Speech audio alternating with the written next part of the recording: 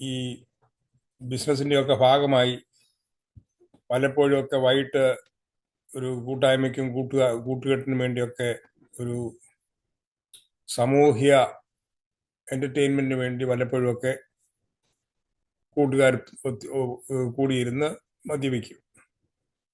അപ്പോൾ അത് ഒന്നും വലിയ കുഴപ്പമായിട്ട് ആദ്യം കണ്ടില്ല. പക്ഷെങ്കിൽ അതിങ്ങനെ വർഷങ്ങൾ കഴിഞ്ഞപ്പോൾ അത് ജീവിതത്തിൽ ഒഴിച്ചുകൂടാൻ വയ്യാത്ത ഒരു സ്വഭാവമായിട്ട് മാറി. അപ്പോൾ വല്ലപ്പോഴും കുടിച്ചിരുന്നത് ദിവസവും കുടിക്കുന്ന രീതിയിലേക്ക് മാറി. പിന്നെ അത് ത്രൂ ഔട്ട് കുടിക്കുന്ന ഒരു രീതിയിലേക്ക് മാറി. ഈ കുടിക്കുന്ന സമയത്തൊന്നും ഈ മദ്യപാനം ഒരു രോഗമാണെന്നോ ഇത് ഒരു രോഗമായിട്ട് മാറുമെന്നുള്ള ഒരു ചിന്ത എനിക്ക് ഒട്ടും അറിയത്തില്ലായിരുന്നു. അപ്പോൾ ഈ ഉപയോഗത്തിൻ്റെ കണ്ടിന്യൂസ് ആയിട്ടുള്ള ഉപയോഗം മൂലം ഞാൻ ഇതിന് അഡിക്റ്റായി മാറിയ വിവരം ഞാൻ അറിയുന്നില്ല. പക്ഷെ അങ്ങനെ ഇരിക്കുമ്പോൾ എന്നോട് പലരും ഉപദേശിച്ചു, നീ ഒരു രോഗാവസ്ഥയിലാണ്, അതുകൊണ്ടാണ് ഇതില്ലാതെ കഴിയാൻ പറ്റാത്തത്, അതുകൊണ്ട് എവിടെയെങ്കിലും ട്രീറ്റ്മെൻറ്റ് പോകണം. അതനുസരിച്ച് ഭാര്യയുടെയും സഹോദരങ്ങളുടെയും കൂട്ടുകാരുടെയും ഒക്കെ നിർബന്ധം മൂലം ഇവിടെ റീഹാബ് സെൻറ്ററിൽ പോയി. ഏതാണ്ട് 97 ഈ സംഭവം. അങ്ങനെ നടക്കുമ്പോൾ ഒരു ട്രീറ്റ്മെൻറ്റ് സെൻറ്ററിൽ പോയി ഒരു കുറച്ച് ദിവസം കിടന്നു കഴിഞ്ഞപ്പോൾ തോന്നി ഇത് വേണ്ട, നിർത്താം എന്ന് വിചാരിച്ച് നിർത്തി.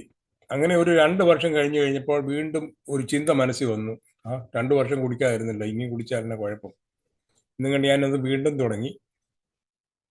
അത് കഴിഞ്ഞപ്പോൾ അത് അതിനേക്കാളും വേഴ്സായി. അത് കഴിഞ്ഞപ്പോൾ പിന്നെ ആശുപത്രിയിൽ പോയി, പിന്നെയും കുറച്ച് നാൾ ട്രീറ്റ്മെൻറ്റ് കുടിക്കാതിരുന്നു. അത് കഴിഞ്ഞപ്പം വീണ്ടും തുടങ്ങി. അപ്പോൾ ഇത് എത്ര സ്വഭാവം നമ്മൾ മാറിയിട്ടും കുറച്ച് നാളത്തേക്ക് മാറി നിൽക്കാനായിട്ട് തോന്നും. പിന്നെ എവിടെയെങ്കിലുമൊക്കെ വല്ല കല്യാണമോ പാർട്ടിയോ കൂട്ടുകാരോ ഒക്കെ കൂടുമ്പോൾ പിന്നെയും കുടിക്കാൻ തുടങ്ങും. കുടിക്കാൻ തുടങ്ങിക്കഴിഞ്ഞാൽ പിന്നെ നിർത്താനായിട്ട് പറ്റത്തില്ല.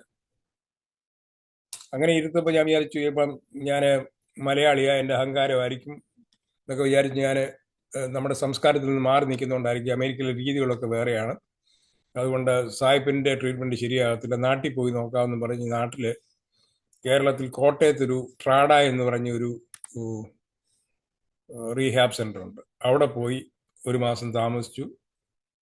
അവിടുത്തെ ട്രീറ്റ്മെൻ്റ് ഒക്കെ കഴിഞ്ഞപ്പോൾ അത് നടത്തിയ എൻ്റെ ഡയറക്ടർ ഒരു ഡോക്ടർ ജോവാൻ ചുങ്കപ്പുര എന്ന് പറഞ്ഞ ഒരു ഡയറക്ടറാണ്, ഒരു ലേഡിയാണ്. ആ പുള്ളിക്കാരത്തി എന്നോട് പറഞ്ഞു, Thomas, you are very smart, നീ വളരെ മിടുക്കനല്ലേ, അതുകൊണ്ട് നീ ഇവിടെ എങ്ങാനും ചേർന്ന് ഇതിൻ്റെ കുറേ ക്ലാസ് എടുത്ത് പഠിച്ചിട്ട് തിരിച്ച് അമേരിക്കയിൽ ചെന്ന് ആരെങ്കിലുമൊക്കെ ഉപദേശിക്കാൻ പറ്റുമല്ലോ, നീ മിടുക്കനാന്നൊക്കെ പറഞ്ഞ് പുള്ളിക്കാരത്തി എന്നെ വളരെയധികം പ്രോത്സാഹിപ്പിച്ച് ഞാൻ ഒരു 3-4 മാസം അവിടെ നിന്ന് കുറേ കൗൺസിലിംഗ് കോഴ്സസൊക്കെ ക്രാഷ് കോഴ്സ് പോലെ എടുത്തു. അപ്പോൾ അങ്ങനെ കുറച്ച് നാൾ എടുത്തു കഴിഞ്ഞപ്പം എനിക്ക് അവിടെ അധികം നാൾ നിൽക്കാനൊക്കത്തില്ല. ഇവിടെ ഭാര്യയും മക്കളും ഉണ്ട്. തന്നെയല്ല, അവിടുത്തെ ലൈസൻസ് ഒന്നും ഇവിടെ അമേരിക്കയിൽ വാലിഡല്ല. അതുകൊണ്ട് ഇവിടെ വന്ന് പിന്നെ ഇവിടുത്തെ ഡിഗ്രി എടുത്ത് പഠിച്ചാൽ മാത്രമേ ഇവിടെ ആ രീതിയിൽ ജോലി ചെയ്യാനൊക്കത്തുള്ളൂ. പക്ഷെ ഞാൻ ബിസിനസ്സിലായതുകൊണ്ട് എനിക്ക് ജോലിക്ക് പോകണമെന്നുള്ള താല്പര്യവും ഇല്ല, പിന്നെ ഇവിടെ വന്ന് പഠിച്ച് ലൈസൻസ് എടുക്കാനുള്ള സമയവും ഇല്ല. അതുകൊണ്ട്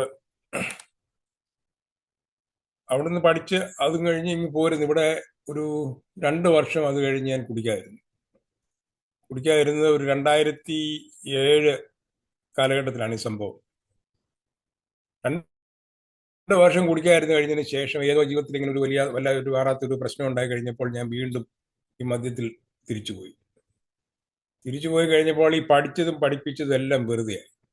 എന്ത് കാരണവശാലും ശരി, എത്ര പഠിച്ചാലും ശരി, എത്ര അനുഭവിച്ചാലും ശരി, വീണ്ടും വീണ്ടും ഈ ആസക്തിയിലേക്ക് നമ്മൾ തിരിച്ചു വന്നു കഴിഞ്ഞാൽ,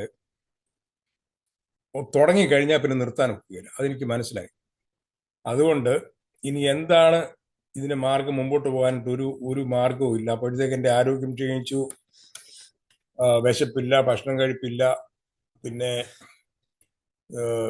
എനിക്കറിയാം എനിക്ക് തന്നെ ഏതൊക്കെയോ പ്രോബ്ലം ഉണ്ടെന്ന്. പക്ഷെങ്കിൽ മക്കളുടെയും ഭാര്യയുടെയും എല്ലാം നിർബന്ധം കൊണ്ട് ഒരു ദിവസം ഞാൻ തീരുമാനിച്ചു, ഇത് പൂർണ്ണമായിട്ട് നിർത്തിയാൽ മാത്രമേ ഞാൻ ജീവിച്ചിരിക്കത്തുള്ളൂ, അല്ലെങ്കിൽ ഇതെന്നെ കൊണ്ട് പോവൂ എന്നുള്ളൊരു ശാരീരിക സ്ഥിതിയിൽ ഞാൻ എത്തിച്ചേർന്നു. അങ്ങനെ തീരുമാനിച്ചുകൊണ്ട് ഞാൻ പൂർണ്ണമായിട്ട് ഏതാണ്ട് 2011 കാലയളവിൽ ഒരു ദിവസം പൂർണ്ണമായിട്ട് നിർബന്ധമായിട്ട് ഇനി ഞാൻ മേലാ കുടിക്കത്തില്ല എന്നുള്ളത് രീതിയിൽ ദൈവത്തിന്റെ സന്നിധിയിൽ എന്നെ തന്നെ സമർപ്പിച്ച് ഞാൻ ഒരു തീരുമാനമെടുത്തു. കാരണം എത്ര ട്രീറ്റ്മെന്റ് പോയിട്ട് മാറുന്നില്ല. പക്ഷെ നമ്മുടെ ഈ 12 സ്റ്റെപ്പിൽ പറയുന്നത് പോലെ ഫസ്റ്റ് സറണ്ടർ ഫുള്ളി എന്നുള്ളതായ ആ ഒരു ആപ്തവാക്യം എൻ്റെ ജീവിതത്തിൽ നല്ല ബോധ്യമായിട്ട് വന്നു. അങ്ങനെ ഒരു ബോധ്യം വന്നതുകൊണ്ട് പൂർണ്ണമായിട്ടും നിർത്തുക എന്ന് തീരുമാനിച്ച് ഞാൻ ദൈവത്തിൽ പൂർണ്ണമായിട്ട് സമർപ്പിച്ചു. നേരത്തെ 4 പ്രാവശ്യം ഞാൻ ഈ ട്രീറ്റ്മെന്റ് പോയപ്പോഴും അവര് ഈ നമ്മുടെ ബോഡി ഡീഅഡിക്റ്റ് ചെയ്യാനായിട്ട് നമ്മുടെ ശരീരത്തിലുള്ളതായ മദ്യം പോകാനായിട്ട് നമ്മളെ ഡീറ്റോക്സ് ചെയ്യുമായിരുന്നു. നമ്മളെല്ലാം ഡീറ്റോക്സ് കഴിഞ്ഞവരാണ് പലരും. അങ്ങനെ ഡീറ്റോക്സിഫിക്കേഷൻ കൂടെയും മരുന്നിൽ കൂടെയും കൗൺസിലിംഗിൽ കൂടെയും ആദ്യത്തെ 3-4 പ്രാവശ്യം പോയിട്ട് സാധിക്കാത്ത സംഗതി ഞാൻ ഒറ്റ പ്രാവശ്യം കൊണ്ട് 2011 പൂർണ്ണമായിട്ടും ഈശ്വരനിൽ സമർപ്പിച്ചു കഴിഞ്ഞപ്പോൾ എനിക്ക് ചെയ്യാം എന്നുള്ളതായ ഒരു ശക്തി കിട്ടിയിട്ട് കഴിഞ്ഞ 15 വർഷത്തോളമായിട്ട് ഞാൻ ഈ മദ്യവും സിഗരറ്റും കൂടാതെ പൂർണ്ണമായിട്ട് ജീവിക്കുകയാണ്. അപ്പോൾ ഈ തുടങ്ങിയ കാലത്ത് ഇത് ഭയങ്കര ഇറിറ്റേഷനാണ്. കാരണം നമുക്കറിയാമല്ലോ, നിർത്തി കഴിഞ്ഞാൽ പിന്നെ പലതരത്തിലുള്ള ഇറിറ്റേഷൻ വരും, എങ്ങനെയും തിരിച്ചു പോകാനായിട്ട്. ഞാൻ ഈ സിഗരറ്റിന്റെ ചെയിൻ സ്മോക്കറായിരുന്നു. ഓൾമോസ്റ്റ് 2 പാക്കറ്റ് സിഗരറ്റ് വലിക്കും ഒരു ദിവസം. അപ്പോൾ ആ സിഗരറ്റിന്റെ പാച്ച് വാങ്ങിച്ചു ഒട്ടിച്ചു. കാരണം കള്ളുകൂടി നിർത്തിയാലും സിഗരറ്റ് വലി നിർത്താൻ വലിയ പാടാണ്. വലിക്കുന്നവർക്ക് അറിയാം അതിന്റെ പ്രയാസം എന്ന് പറയുന്നത്. അങ്ങനെ ആ സിഗരറ്റിന്റെ വലിയുടെ പാച്ചും വലിച്ചു കെട്ടി ഈ മദ്യപാനത്തിന് കുടിക്കാതിരിക്കാനായിട്ട് ദൈവത്തെയും ധ്യാനിച്ച്, ഞങ്ങളെ ക്രിസ്ത്യാനി ആയതുകൊണ്ട് വേദപുസ്തകം വായിച്ചും ധ്യാനിച്ചും പ്രാർത്ഥിച്ചും ഒക്കെ ഇങ്ങനെ ദൈവത്തിന്റെ ശക്തിയാൽ ഇന്ന് വരെയും മദ്യം കൂടാതെ ജീവിക്കുന്നു. അപ്പൊ ഞാനിങ്ങനെ മദ്യം കൂടാതെ ഒക്കെ കുറച്ച് നാൾ ജീവിച്ചു കഴിഞ്ഞപ്പോൾ എനിക്ക് സന്തോഷമുള്ള ഒരു അനുഭവം, ഞാനിവിടെ സമൂഹത്തിലെ പലരും അറിയുന്നവരും കുറെ വർഷങ്ങൾ ആദ്യം മലയാളികളുടെ കൂട്ടത്തിൽ ആദ്യം വന്ന മലയാളി സമൂഹത്തിലുള്ള കൂട്ടത്തിലുള്ള ആളാണ് ഞാൻ. വന്നതിന് ശേഷം ഒത്തിരി മലയാളികൾ അമേരിക്കയിലേക്ക് കുടിയേറിയിട്ടുണ്ട്. ക്രിസ്ത്യാനികളും ഹിന്ദുക്കളും മുസ്ലിങ്ങളുമായിട്ട് ഒത്തിരി ആളുകൾ, പ്രത്യേകിച്ച് നേഴ്സിംഗ് IT ഫീൽഡിൽ നിന്നൊക്കെ ഒത്തിരി ആൾക്കാർ ഇവിടെ വന്നിട്ടുണ്ട്.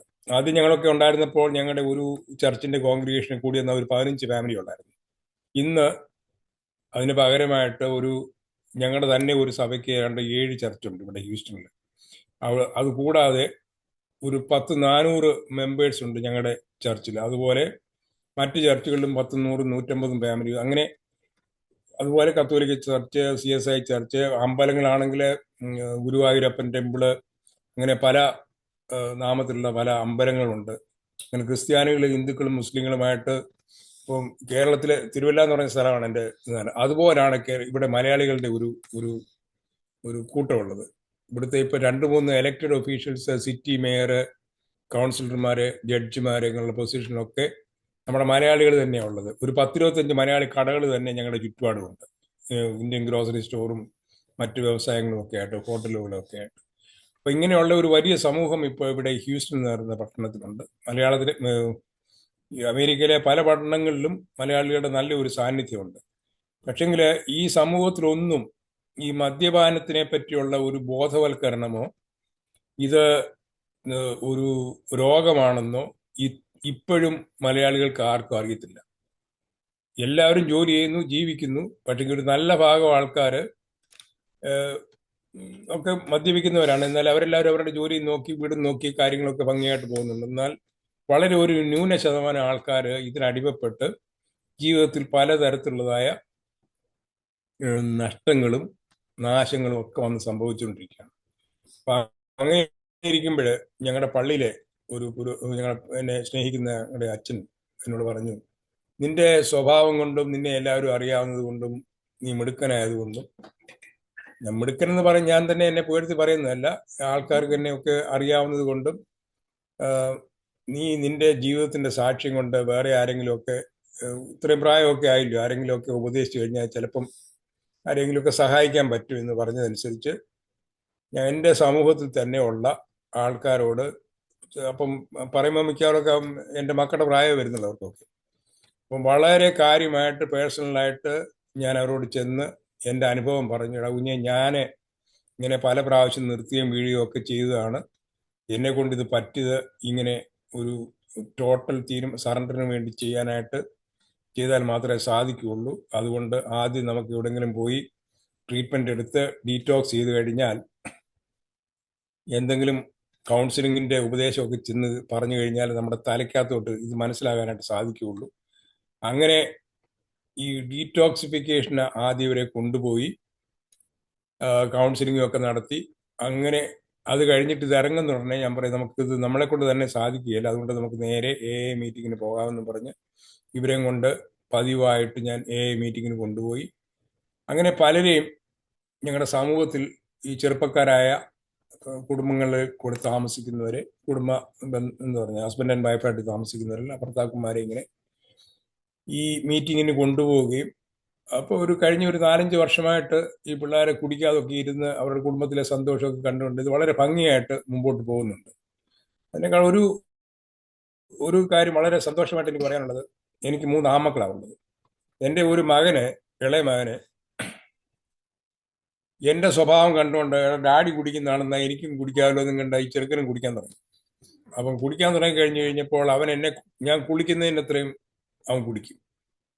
അതുപോലെ അങ്ങനത്തെ ഒരു മദ്യം അവൻ ഉപയോഗിച്ചുകൊണ്ട്, മദ്യവും ബിയറും ഒക്കെ അവൻ അടിക്കുന്നത്. അവനോട് ഞാൻ പറഞ്ഞു, എന്തു പറഞ്ഞാലും ശരി, ഞാൻ നിർത്തിക്കോളാം, ഡാഡി കുടിച്ചിട്ട് കാലത്ത് ഡാഡി എന്നോടൊന്നും പറഞ്ഞിട്ടില്ല, അതുകൊണ്ട് എനിക്കും കുടിക്കാം.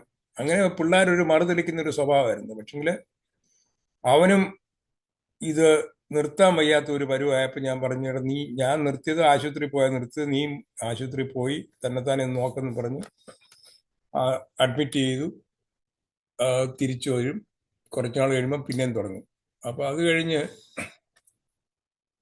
അവസാനം രക്ഷയില്ലാത്ത വന്നപ്പോൾ ഞാൻ പറഞ്ഞു, നീ ഇങ്ങനെ പോയി കഴിഞ്ഞ് നിന്റെ ജീവിതം പോക്കാ, ഇവിടുത്തെ ഈ ആസക്തിയിൽ നമ്മൾ ജീവിച്ചു കഴിഞ്ഞാൽ നമ്മുടെ മരണമോ ജയിലോ ഒക്കെ ആയിരിക്കും അനുഭവം, അതുകൊണ്ട് കംപ്ലീറ്റ് ആയിട്ട് നിർത്തിയേ പറ്റുള്ളൂ എന്ന് പറഞ്ഞൊരു രീതിയിൽ അവസാനത്തെ സമയം ഹോസ്പിറ്റലിൽ കൊണ്ടിട്ട് അവൻ ആ ഹോസ്പിറ്റലിൽ നിന്ന് തന്നെ വിളിച്ചു പറഞ്ഞു, ഡാഡി, ഞാൻ ഇനിയും മുമ്പോട്ട് പോയി പുറത്ത് വന്നാലും ശരി ഞാനിത് കുടിച്ചു പോകും, കാരണം ഇത് വലിയൊരു ടെംപ്റ്റേഷനുള്ള ഒരു സംഗതിയാണ്, അതുകൊണ്ട് എനിക്ക് എങ്ങനെയെങ്കിലും ഈ കൗൺസിലിംഗ് പഠിക്കാനായിട്ട് പോകണം.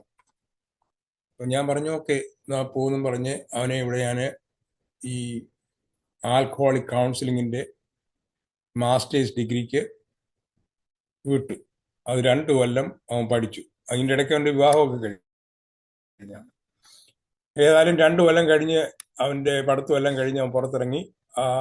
ആ ഫീൽഡിൽ തന്നെ അവനൊരു ജോലിയും കിട്ടി. അതുകൊണ്ട് കഴിഞ്ഞ ഒരു 5-8 വർഷമായിട്ട് അവന് ഈ ആൽക്കഹോളിക് റീഹാബ് സെന്ററിൽ ഒരു കൗൺസിലറായിട്ട് ജോലി ചെയ്തുകൊണ്ട് അനേകരെ, ചെറുപ്പക്കാരെയും പ്രായമുള്ളവരെയും ജീവിതത്തിലെ പല തട്ടിലുള്ളവരെയും അവൻ ട്രീറ്റ് ചെയ്യുന്നുണ്ട്. അവൻ്റെ കസ്റ്റമേഴ്സായിട്ട് വരുന്നവര് പലരും ഈ അമേരിക്കയിലുള്ളവർ തന്നെ അതിസമ്പന്നരായ മനുഷ്യരാണ്. സ്വന്തമായിട്ട് പ്ലെയിനും ഇതൊക്കെ ഉള്ള ചില സിനിമ ആക്ടേഴ്സ്, അങ്ങനെയൊക്കെയുള്ള ആ ഫീൽഡിലൊക്കെ ആൾക്കാരൊക്കെ ഉണ്ട്.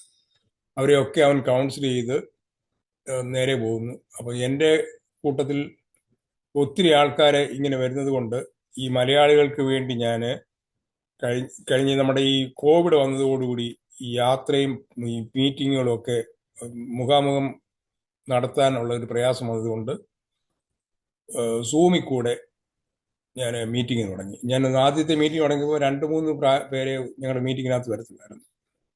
അത് കഴിഞ്ഞ് ഒരു 5-6 വർഷം കൊണ്ട് ഇപ്പോൾ ഏതാണ്ടൊരു 10-20 പേരോളം എല്ലാ മീറ്റിങ്ങിലും വരും.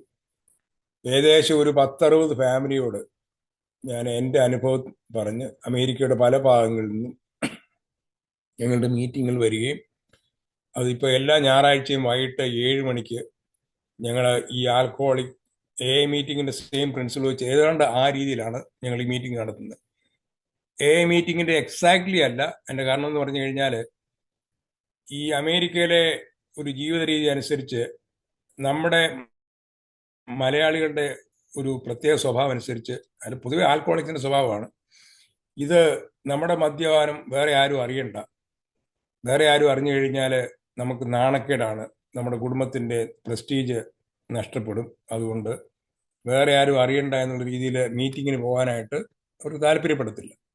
അപ്പോൾ ഞാൻ സാധാരണ ഇവരെ ഈ മീറ്റിങ്ങിന് കൊണ്ടുവരാനായിട്ട് ഉപയോഗിക്കുന്ന രീതി എന്ന് പറയുന്നു കഴിഞ്ഞാൽ, ഭാര്യമാരോട് പറയും, നിങ്ങളൊരു കാര്യം ചെയ്യും, നിങ്ങൾ ഈ മീറ്റിങ്ങിന് വന്ന് കേൾക്ക്.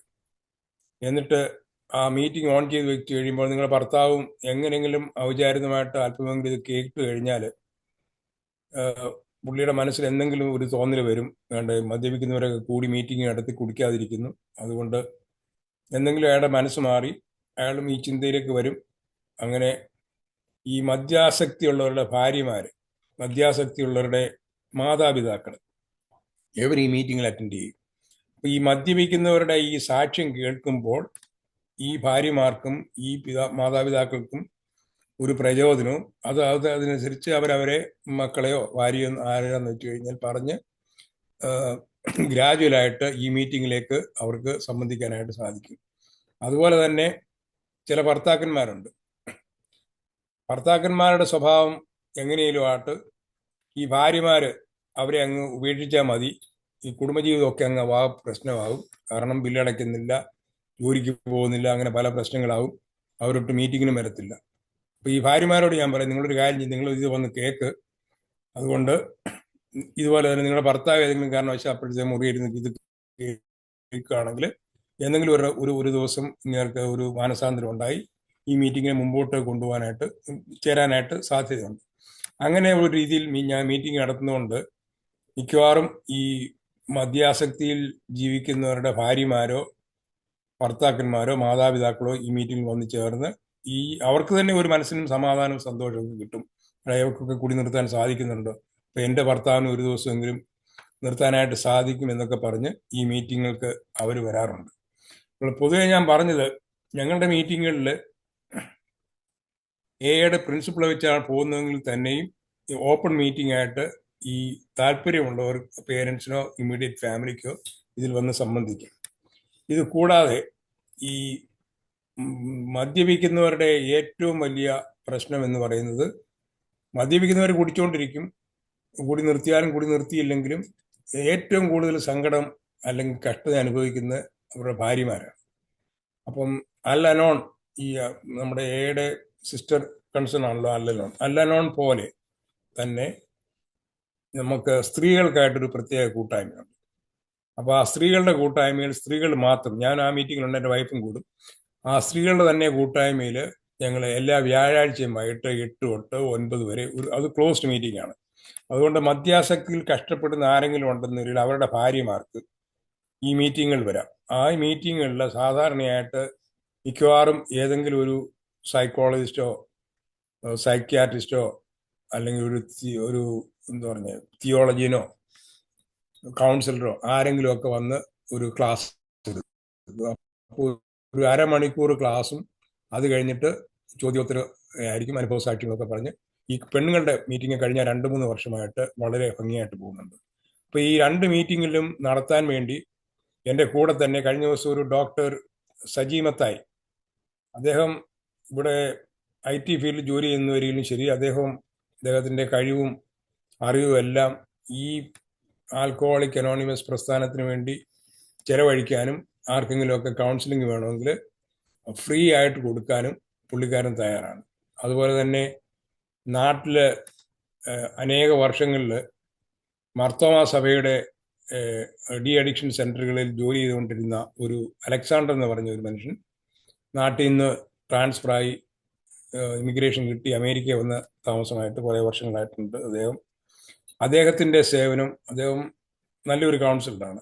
അപ്പോൾ നമ്മുടെ കുടുംബങ്ങളിൽ പ്രശ്നം ഉണ്ടായി കഴിഞ്ഞാൽ, വ്യക്തികൾക്ക് പ്രശ്നം ഉണ്ടായി കഴിഞ്ഞാൽ, ആൽക്കഹോളിക്ക് കുടുംബങ്ങളിൽ പ്രശ്നം ഉണ്ടായി കഴിഞ്ഞാൽ ഞാൻ അദ്ദേഹത്തെയും കൂടെ കൂട്ടി ഓരോ വീടുകളിലും പോയി ഇവരോട് സംസാരിക്കുകയും അനേകരോട് ഇതിൽ നിന്ന് മാറി നിൽക്കേണ്ടതായ ഒരു നെസസിറ്റി, അത്യാവശ്യത്തെപ്പറ്റി ബോധവൽക്കരിക്കുകയും ചെയ്ത് അനേക കുടുംബങ്ങളിലും വ്യക്തികളിലും നല്ലൊരു ഇൻഫ്ലുവൻസ് ചെയ്ത് വളരെ ഭംഗിയായിട്ട് ഇപ്പോൾ ഇത് പോകുന്നുണ്ട്. കഴിഞ്ഞ ഒരു 5-6 വർഷമായിട്ട് ഇത് ചെയ്യുന്നുണ്ട് ഇങ്ങനെ ഈ മീറ്റിങ്ങുകൾ.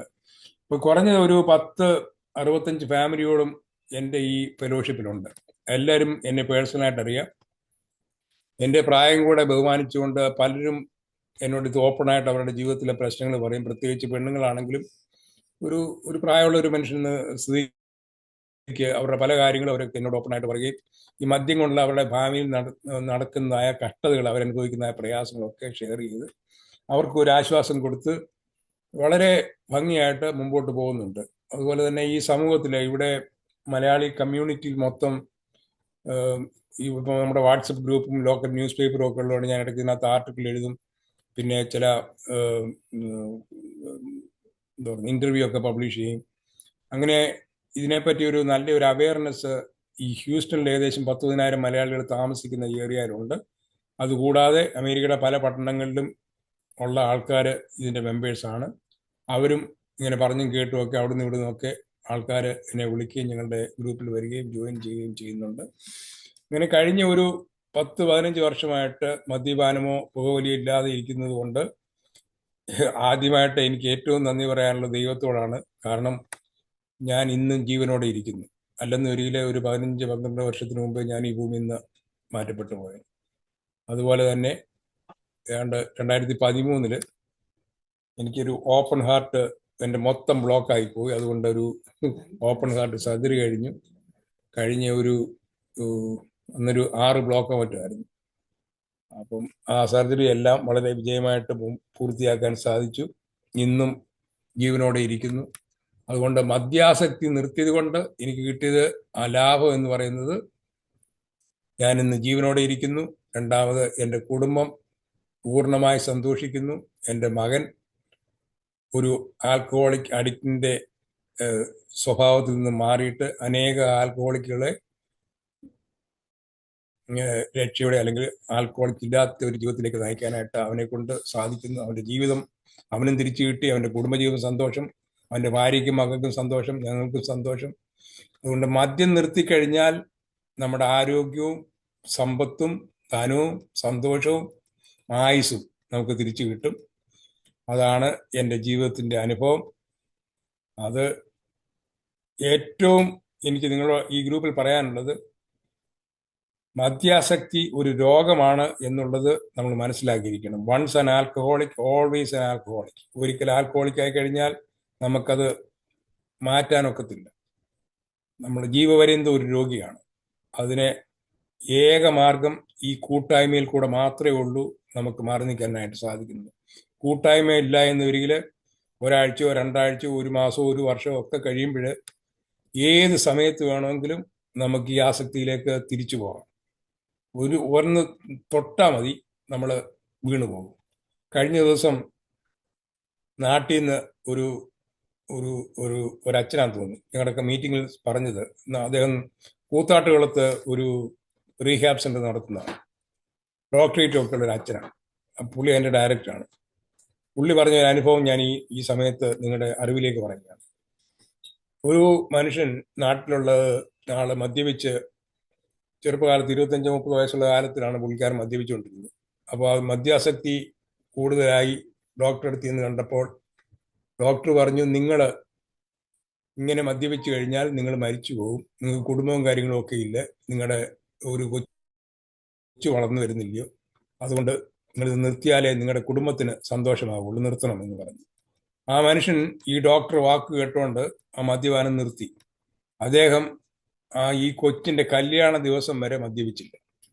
ഏതാണ്ട് 20-25 വർഷത്തോളം കുടിക്കാതെ ഇരുന്നിട്ട് ഈ കൊച്ചിൻ്റെ കല്യാണം കഴിഞ്ഞതിൻ്റെ അന്ന് രാത്രിയിൽ പുള്ളി എൻ്റെ ചുമതലയെല്ലാം തീർന്നില്ല, ഒന്ന് ആസ്വദിച്ച് സെലിബ്രേറ്റ് ചെയ്യാമെന്ന് പറഞ്ഞ് പുള്ളിക്കാരൻ പോയി മദ്യം വാങ്ങിച്ച് അന്ന് കുടിച്ചതിന് ശേഷം പുള്ളി പിന്നെ കണ്ണു തുറന്നിട്ടില്ല. കാരണം അന്നിരുന്നങ്ങ് കുടിച്ചങ്ങ് ഔട്ടായി. അത് പിന്നെ പുള്ളിയുടെ മരണത്തിലാണ് കലാശിക്കുന്നത്. കാരണം 20-25 വർഷത്തോളം കുടിക്കാതിരുന്നതിന് ശേഷം ആ അവസാന ദിവസം മോടെ കല്യാണം കഴിഞ്ഞതുകൊണ്ട് സന്തോഷിച്ച് എൻ്റെ ചുമതലയെല്ലാം മാറിയല്ലോ എന്നാൽ കുടിച്ചേക്കാമെന്ന് പറഞ്ഞ് കുടിച്ച് അമിതമായിട്ട് കുടിച്ച് ആയുസ് അന്ന് തീർന്നു. ആ ഡോക്ടർ പറഞ്ഞ അനുഭവമാണ്.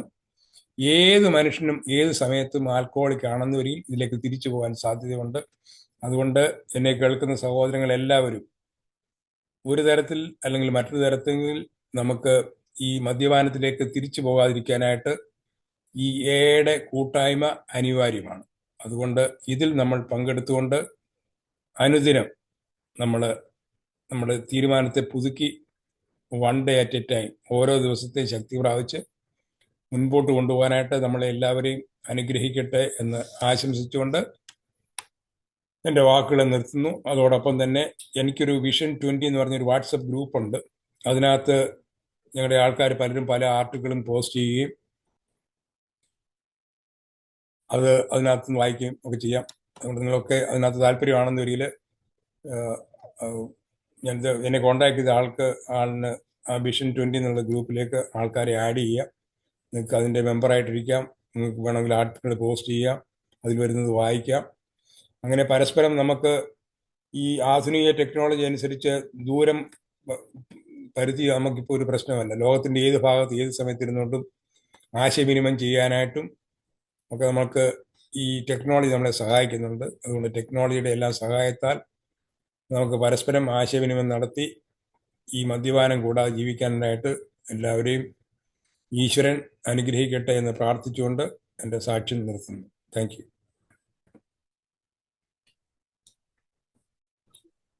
Thank you Thomas sir. Thank you അങ്ങയുടെ ജീവിതാനുഭവം പങ്കുവച്ചത് വളരെയേറെ നന്ദിയുണ്ട്. ഇനി ആർക്കെങ്കിലും എന്തെങ്കിലും ഷെയർ ചെയ്യാനോ കൂട്ടിച്ചേർക്കാനോ ഉണ്ടെങ്കിൽ സമയമുണ്ട്. നമുക്ക് ഇനി ഒരു മണിക്കൂറിൻ്റെ അടുത്ത് സമയമുണ്ട്. എന്തെങ്കിലും കൂട്ടിച്ചേർക്കാനോ നന്ദി പറയാനോ.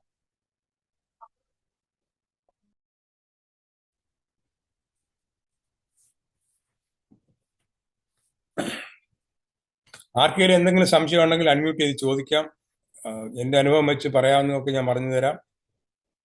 പിന്നെ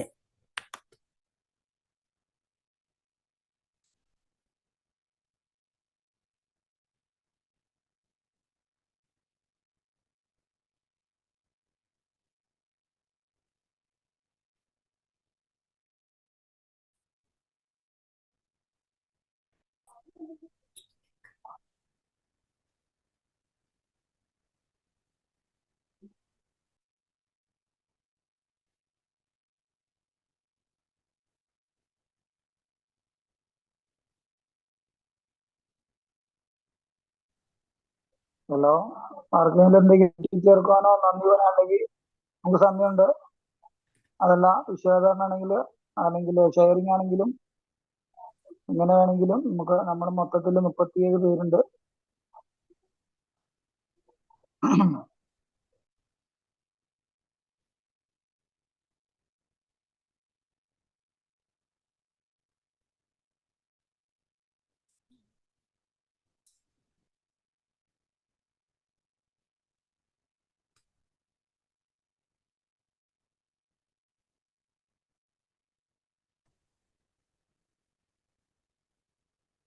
സുഹൃത്തുക്കളെ, ഞാനൊരു മദ്യാസക്തനാണ്. ആൽക്കോളിക് അനോണമിസ് എന്ന കൂട്ടായ്മയിലൂടെ സഞ്ചരിക്കുന്നതിനാലും ദൈവത്തിന്റെ കൃപയാലും ഞാൻ ഇന്ന് മദ്യപിച്ചിട്ടില്ല. എൻ്റെ പേര് ജോളി.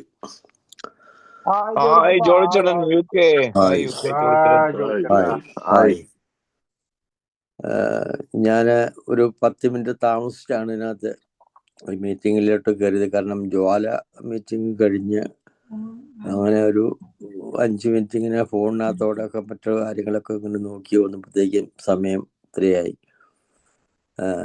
എന്തായാലും താങ്കളുടെ ആ അനുഭവം, താങ്കളുടെ ആ പ്രേക്ഷിത പ്രവർത്തനം, ഈ ആൽക്കഹോളിക് അനോണസിലോട്ടുള്ള ആ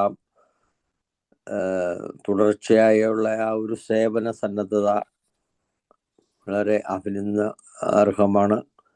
ഞാൻ എൻ്റെ വ്യക്തിപരമായ പേരിൽ ഞാൻ അതിന് നിങ്ങൾക്കിതൊരു നന്ദി പറയുക എന്നുള്ളതാണ് ഞാൻ ഉദ്ദേശിച്ചത്. വർഷങ്ങളായിട്ട് ഏതാണ്ട് ഒരു 9 വർഷം ആയി ഞാൻ മദ്യപാനത്തിൽ നിന്ന് മാറിയിരിക്കുന്നു. നിങ്ങളെപ്പോലെ തന്നെ ഏതാണ്ട് ഒരു കാരണം ഈ വീഡിയോ കോളിൽ കാണുന്നത് കൊണ്ടാണ് ഞാൻ പറഞ്ഞത്. ഏതാണ്ട് പ്രായത്തിൻ്റെ ആ ഏതാണ്ട് ഒരു സെയിം പ്രായം കാരണം ഒരു 59 വയസ്സ് വരെ ആൽക്കഹോളിക്കായിട്ട് ജീവിതം തുടർന്നു. അവസാനം ഇപ്പം എന്ത് ചെയ്യണമെന്ന് ഉള്ളൊരു ഇതില്ല. കാരണം ഒറ്റപ്പെട്ട ഒരു അവസ്ഥ.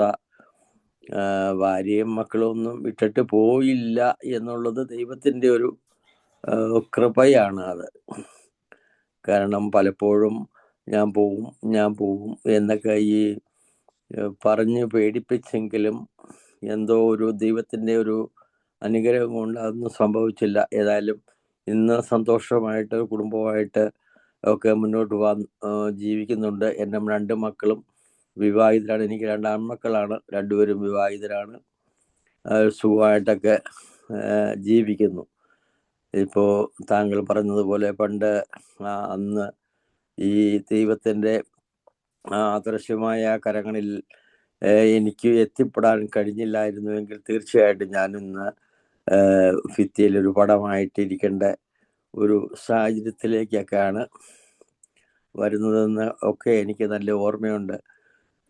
ഓരോ ദിവസവും രാവിലെ ഞാൻ എൻ്റെ ആ പഴയ അവസാനത്തെ കുടിയുടെ, കാരണം ഞാൻ ഈ വിഷയാധിഷ്ഠിത മീറ്റിങ്ങിലൂടെ സഞ്ചരിക്കുമ്പോൾ ആദ്യം കുടിച്ച ഉന്മത്തം, സന്തോഷത്തിൻ്റെ ആ ഒരു ആഹ്ലാദത്തിൻ്റെ ദിനങ്ങൾ എൻ്റെ മനസ്സിൽ നിന്ന് ഉണ്ടാകുന്ന അതിനോടൊപ്പം തന്നെ ഞാൻ എൻ്റെ അവസാനത്തെ ഞാനൊരു ഡീഅഡിക്ഷൻ സെൻറ്ററിൽ എത്തിപ്പെടുന്ന ആ സാഹചര്യമാണ് എൻ്റെ മനസ്സിലേക്ക് ഓടി വരുന്നതുകൊണ്ട് അതിനുശേഷം വീണ്ടും ഒരു കുടിയിലേക്ക് പോകാൻ എനിക്ക് സാധിച്ചിട്ടില്ല. കാരണം ഞാൻ അത്രമാത്രം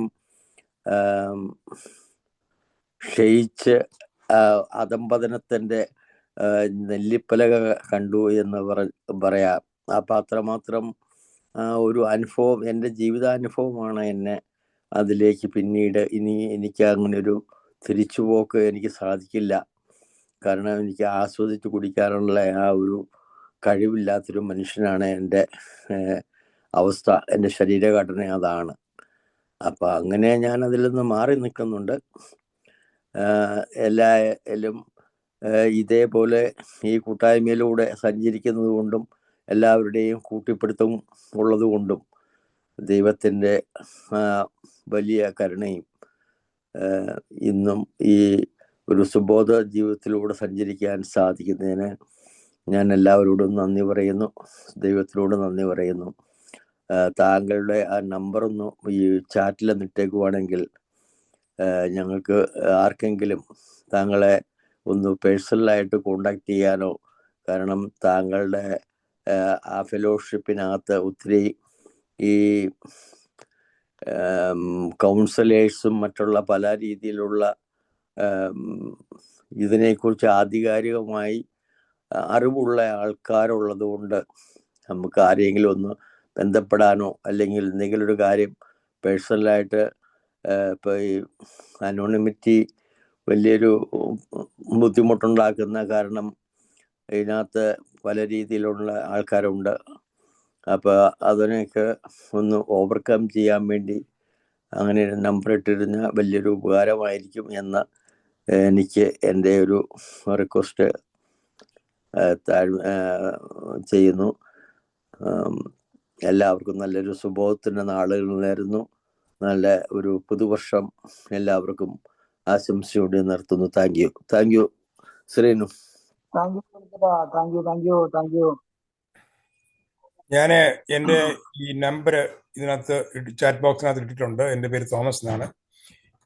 ആർക്ക് വേണമെങ്കിലും ഏത് സമയത്തും എന്നെ വിളിക്കുകയോ മെസ്സേജ് ചെയ്യുകയോ ചെയ്യാം. നമുക്ക് ടൈം സോണിൻ്റെ വ്യത്യാസമുണ്ട്. ഇപ്പം അമേരിക്കയിൽ ഞാനിപ്പം ഇരിക്കുന്ന സമയത്ത് ഇവിടെ രാവിലെ 11:15.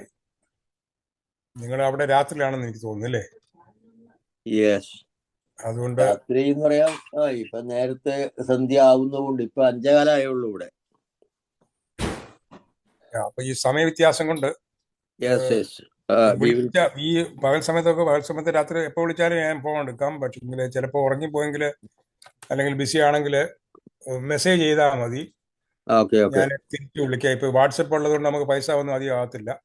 മെസ്സേജ് ചെയ്യാം. ഞാൻ പറയുന്നതിന്റെ കാരണം എന്ന് പറഞ്ഞു കഴിഞ്ഞാൽ എന്നോട് പറയുന്നത് രഹസ്യമായിട്ടൊക്കെ കീപ്പ് ചെയ്താൽ തന്നെയും എന്റെ അനുഭവത്തിൽ നിന്നുള്ള വെളിച്ചത്തിൽ എനിക്ക് പറയാനായിട്ട് സാധിക്കുകയുള്ളൂ. കുറേയേറെ ആൾക്കാർ എന്റെ അനുഭവത്തിൽ നിന്നും എന്നെ കേൾക്കുന്നവരും അനുസരിക്കുന്നവരും ഉണ്ട്. അതുകൊണ്ട് അവർക്ക് മാറി നിൽക്കാൻ സാധിക്കുന്നുണ്ട്. അത് കൂടാതെ എൻ്റെ കൂട്ടായ്മയിലുള്ള ഈ 1-2 കൗൺസിലേഴ്സ് ഉണ്ടെന്ന് പറഞ്ഞില്ലേ, അവര് നല്ല അഡ്വൈസ് തരാൻ പ്രാപ്തിയുള്ളവരും കഴിവുള്ളവരുമാണ്. അവരുടെ നമ്പരും അവരെയും കൂടെ കണക്ട് ചെയ്ത് നമുക്ക് ഒരുമിച്ച് പ്രശ്നങ്ങൾ സോൾവ് ചെയ്യാനായിട്ട് ഞാൻ വഴി ഒരുക്കി തരാം. അപ്പം അത് അവരുമായിട്ടും പേഴ്സണലായിട്ടും കോൺഫിഡൻഷ്യലായിട്ടും നിങ്ങൾക്ക് ഇടപെടാം. ഏറ്റവും പ്രധാനപ്പെട്ട ഒരു കാര്യം നിങ്ങൾ ഈ കൂട്ടത്തിൽ അറിഞ്ഞിരിക്കേണ്ടത്, നമ്മൾ ഈ മദ്യപിക്കുന്നവർ മദ്യപിച്ച് സുഖമായിട്ട് അങ്ങ് ജീവിച്ചു പോകും. നമ്മുടെ സ്വന്തം ഭാര്യ എന്ന് പറയുന്ന ആളാണ്, നമ്മുടെ കൂടെ താമസിക്കുന്ന ആളാണ് ഏറ്റവും കൂടുതൽ ഇതിനകത്ത് വിഷമിക്കുന്നത്.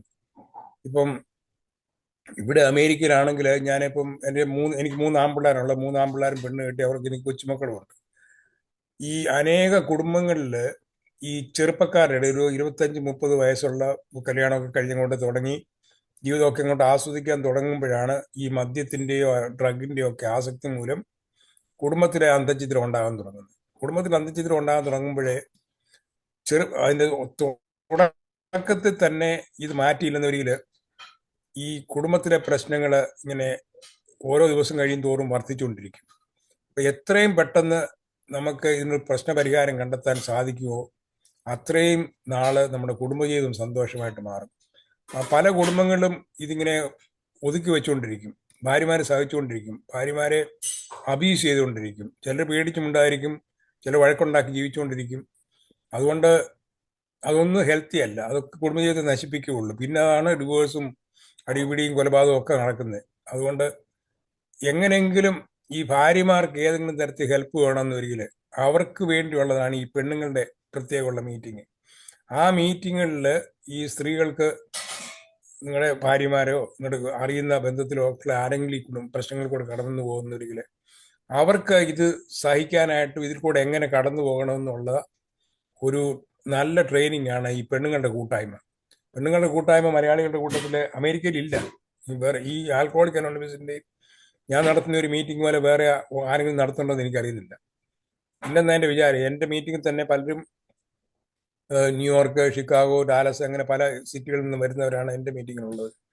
അതുപോലെ തന്നെ പെണ്ണുങ്ങളും പല സിറ്റിയിൽ നിന്നുള്ളവരാണ് സൂമിൽ കൂടാണ് കൂടുന്നത്. ഇന്ത്യ എന്നുള്ളവരും ഉണ്ട്, ബാംഗ്ലൂരിൽ നിന്നൊക്കെ 2 പെണ്ണുങ്ങളുണ്ട്. അതുപോലെ നിങ്ങളുടെ ആരുടെയെങ്കിലും ലേഡീസിന് താല്പര്യമുണ്ടെന്ന് വരികയിൽ അവർക്ക് എൻ്റെ നമ്പർ കൊടുക്കുക, ഞാൻ അവരെ കോണ്ടാക്ട് ചെയ്യാം. എന്നിട്ട് ഞാൻ അവരുടെ നമ്പർ ഞങ്ങളുടെ ഈ ഗ്രൂപ്പ് നടത്തുന്ന പെണ്ണുങ്ങളുമായിട്ട് ഷെയർ ചെയ്തിട്ട് ആ പെണ്ണുങ്ങൾ അവരെ കോണ്ടാക്ട് ചെയ്ത് അവരുമായിട്ട് സംസാരിച്ച് അവരെ ഈ മീറ്റിങ്ങിൽ ചേർത്ത് ആ മീറ്റിങ്ങിൻ്റെ സമയത്ത് കൂടുകയും ആ മീറ്റിങ്ങുകളുടെ ഏറ്റവും വലിയ ഗുണമെന്ന് പറഞ്ഞു കഴിഞ്ഞാൽ അനുഭവസ്ഥരായ പ്രൊഫഷണൽ ആയിട്ടുള്ള കൗൺസിലേഴ്സോ സൈക്കോളജിസ്റ്റോ സൈക്യാട്രിസ്റ്റോ ഒക്കെയാണ് ക്ലാസ് എടുക്കുന്നത്. അതുകൂടാതെ ഈ നമ്മുടെ റീഹാബ് സെൻ്ററുകൾ നടത്തുന്ന മനുഷ്യരുണ്ട്, അതിനകത്ത് ജോലി ചെയ്യുന്നവർ, അങ്ങനെയുള്ള ഇവിടെ മെഡിക്കൽ ഫീൽഡിലാണ് നമ്മുടെ ആൾക്കാർ കൂടുതലും ജോലി ചെയ്യുന്നത്. അപ്പോൾ ഇഷ്ടംപോലെ പ്രൊഫഷണൽ ആയിട്ടുള്ള ആൾക്കാരെ കിട്ടുന്നുണ്ട്. അതുപോലെ ഈ ഡോക്ടർ സജി എന്ന് പറയുന്ന ആളൊരു റിലീഫ് കോർണർ എന്ന് പറഞ്ഞ ഒരു പ്രത്യേക പ്രസ്ഥാനം കൗൺസിലിംഗ് പോലെ ആർക്ക് വേണമെങ്കിലും സഹായിക്കത്തക്ക ഒരു നല്ല ഗ്രൂപ്പ് ഓഫ് കൗൺസിലേഴ്സിനെ സൈക്കോളജിസ്റ്റും സൈക്യാട്രിസ്റ്റും മെഡിക്കൽ പ്രൊഫഷണൽസ് അറിവുള്ളവർ അവിടെ ഒരു ഗ്രൂപ്പുണ്ട്. അപ്പോൾ ആർക്കെങ്കിലും പ്രശ്നം കൈകാര്യം ചെയ്യണമെന്നുണ്ടെങ്കിൽ വ്യക്തിപരമായിട്ട് അവരുടെ പ്രശ്നങ്ങളെ അവർ തന്നെ കൈകാര്യം ചെയ്യും. അപ്പോൾ ഇതിനൊന്നും പണം മുടക്കിയുള്ള ഇടപാടല്ല ഇത്. ആർക്കും പിന്നെ ആരെങ്കിലും നാട്ടിലൊക്കെ കാര്യമാണെങ്കിൽ അവിടുത്തെ കാര്യങ്ങളൊക്കെ ചെയ്യും. ഇവിടെ ആരെങ്കിലും സംസാരിക്കുന്നതിനോ ഹെൽപ്പ് കിട്ടുന്നതിനോ ഒന്നും ഞങ്ങളാൽ കഴിവത് ഏത് തരത്തിലും ആരെയും സഹായിക്കാനായിട്ടും എങ്ങനെയെങ്കിലും മദ്യാസക്തിയിൽ നിന്നും മനുഷ്യൻ അല്ലെങ്കിൽ ഡ്രഗിൽ നിന്ന് മനുഷ്യൻ ഒഴിഞ്ഞു നിൽക്കണം, അതിനെ സഹായിക്കണം എന്നുള്ളത് മാത്രമേ ഉള്ളൂ ഞങ്ങളുടെ ഈ ഗ്രൂപ്പിൻ്റെ ഉദ്ദേശം. അതുകൊണ്ട് ഏത് സമയത്തും ആർക്ക് വേണമെങ്കിലും കോൺടാക്ട് ചെയ്യാം. വിളിച്ചു കഴിഞ്ഞാൽ സാധിക്കുമെങ്കിൽ ഫോൺ എടുക്കും, ഇല്ലെങ്കിൽ മെസ്സേജിലോട്ട് പോകും, ഞാൻ തിരിച്ചു വിളിക്കാം. വാട്സപ്പിൽ കൂടെ വിളിക്കണമെന്ന് മാത്രമേ ഉള്ളൂ. Thank you.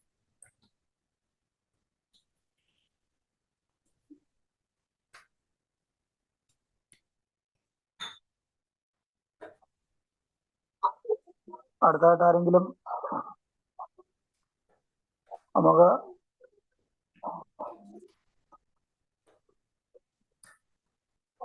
ഒരു 40 മിനിറ്റ് കൂടി ഉണ്ട്.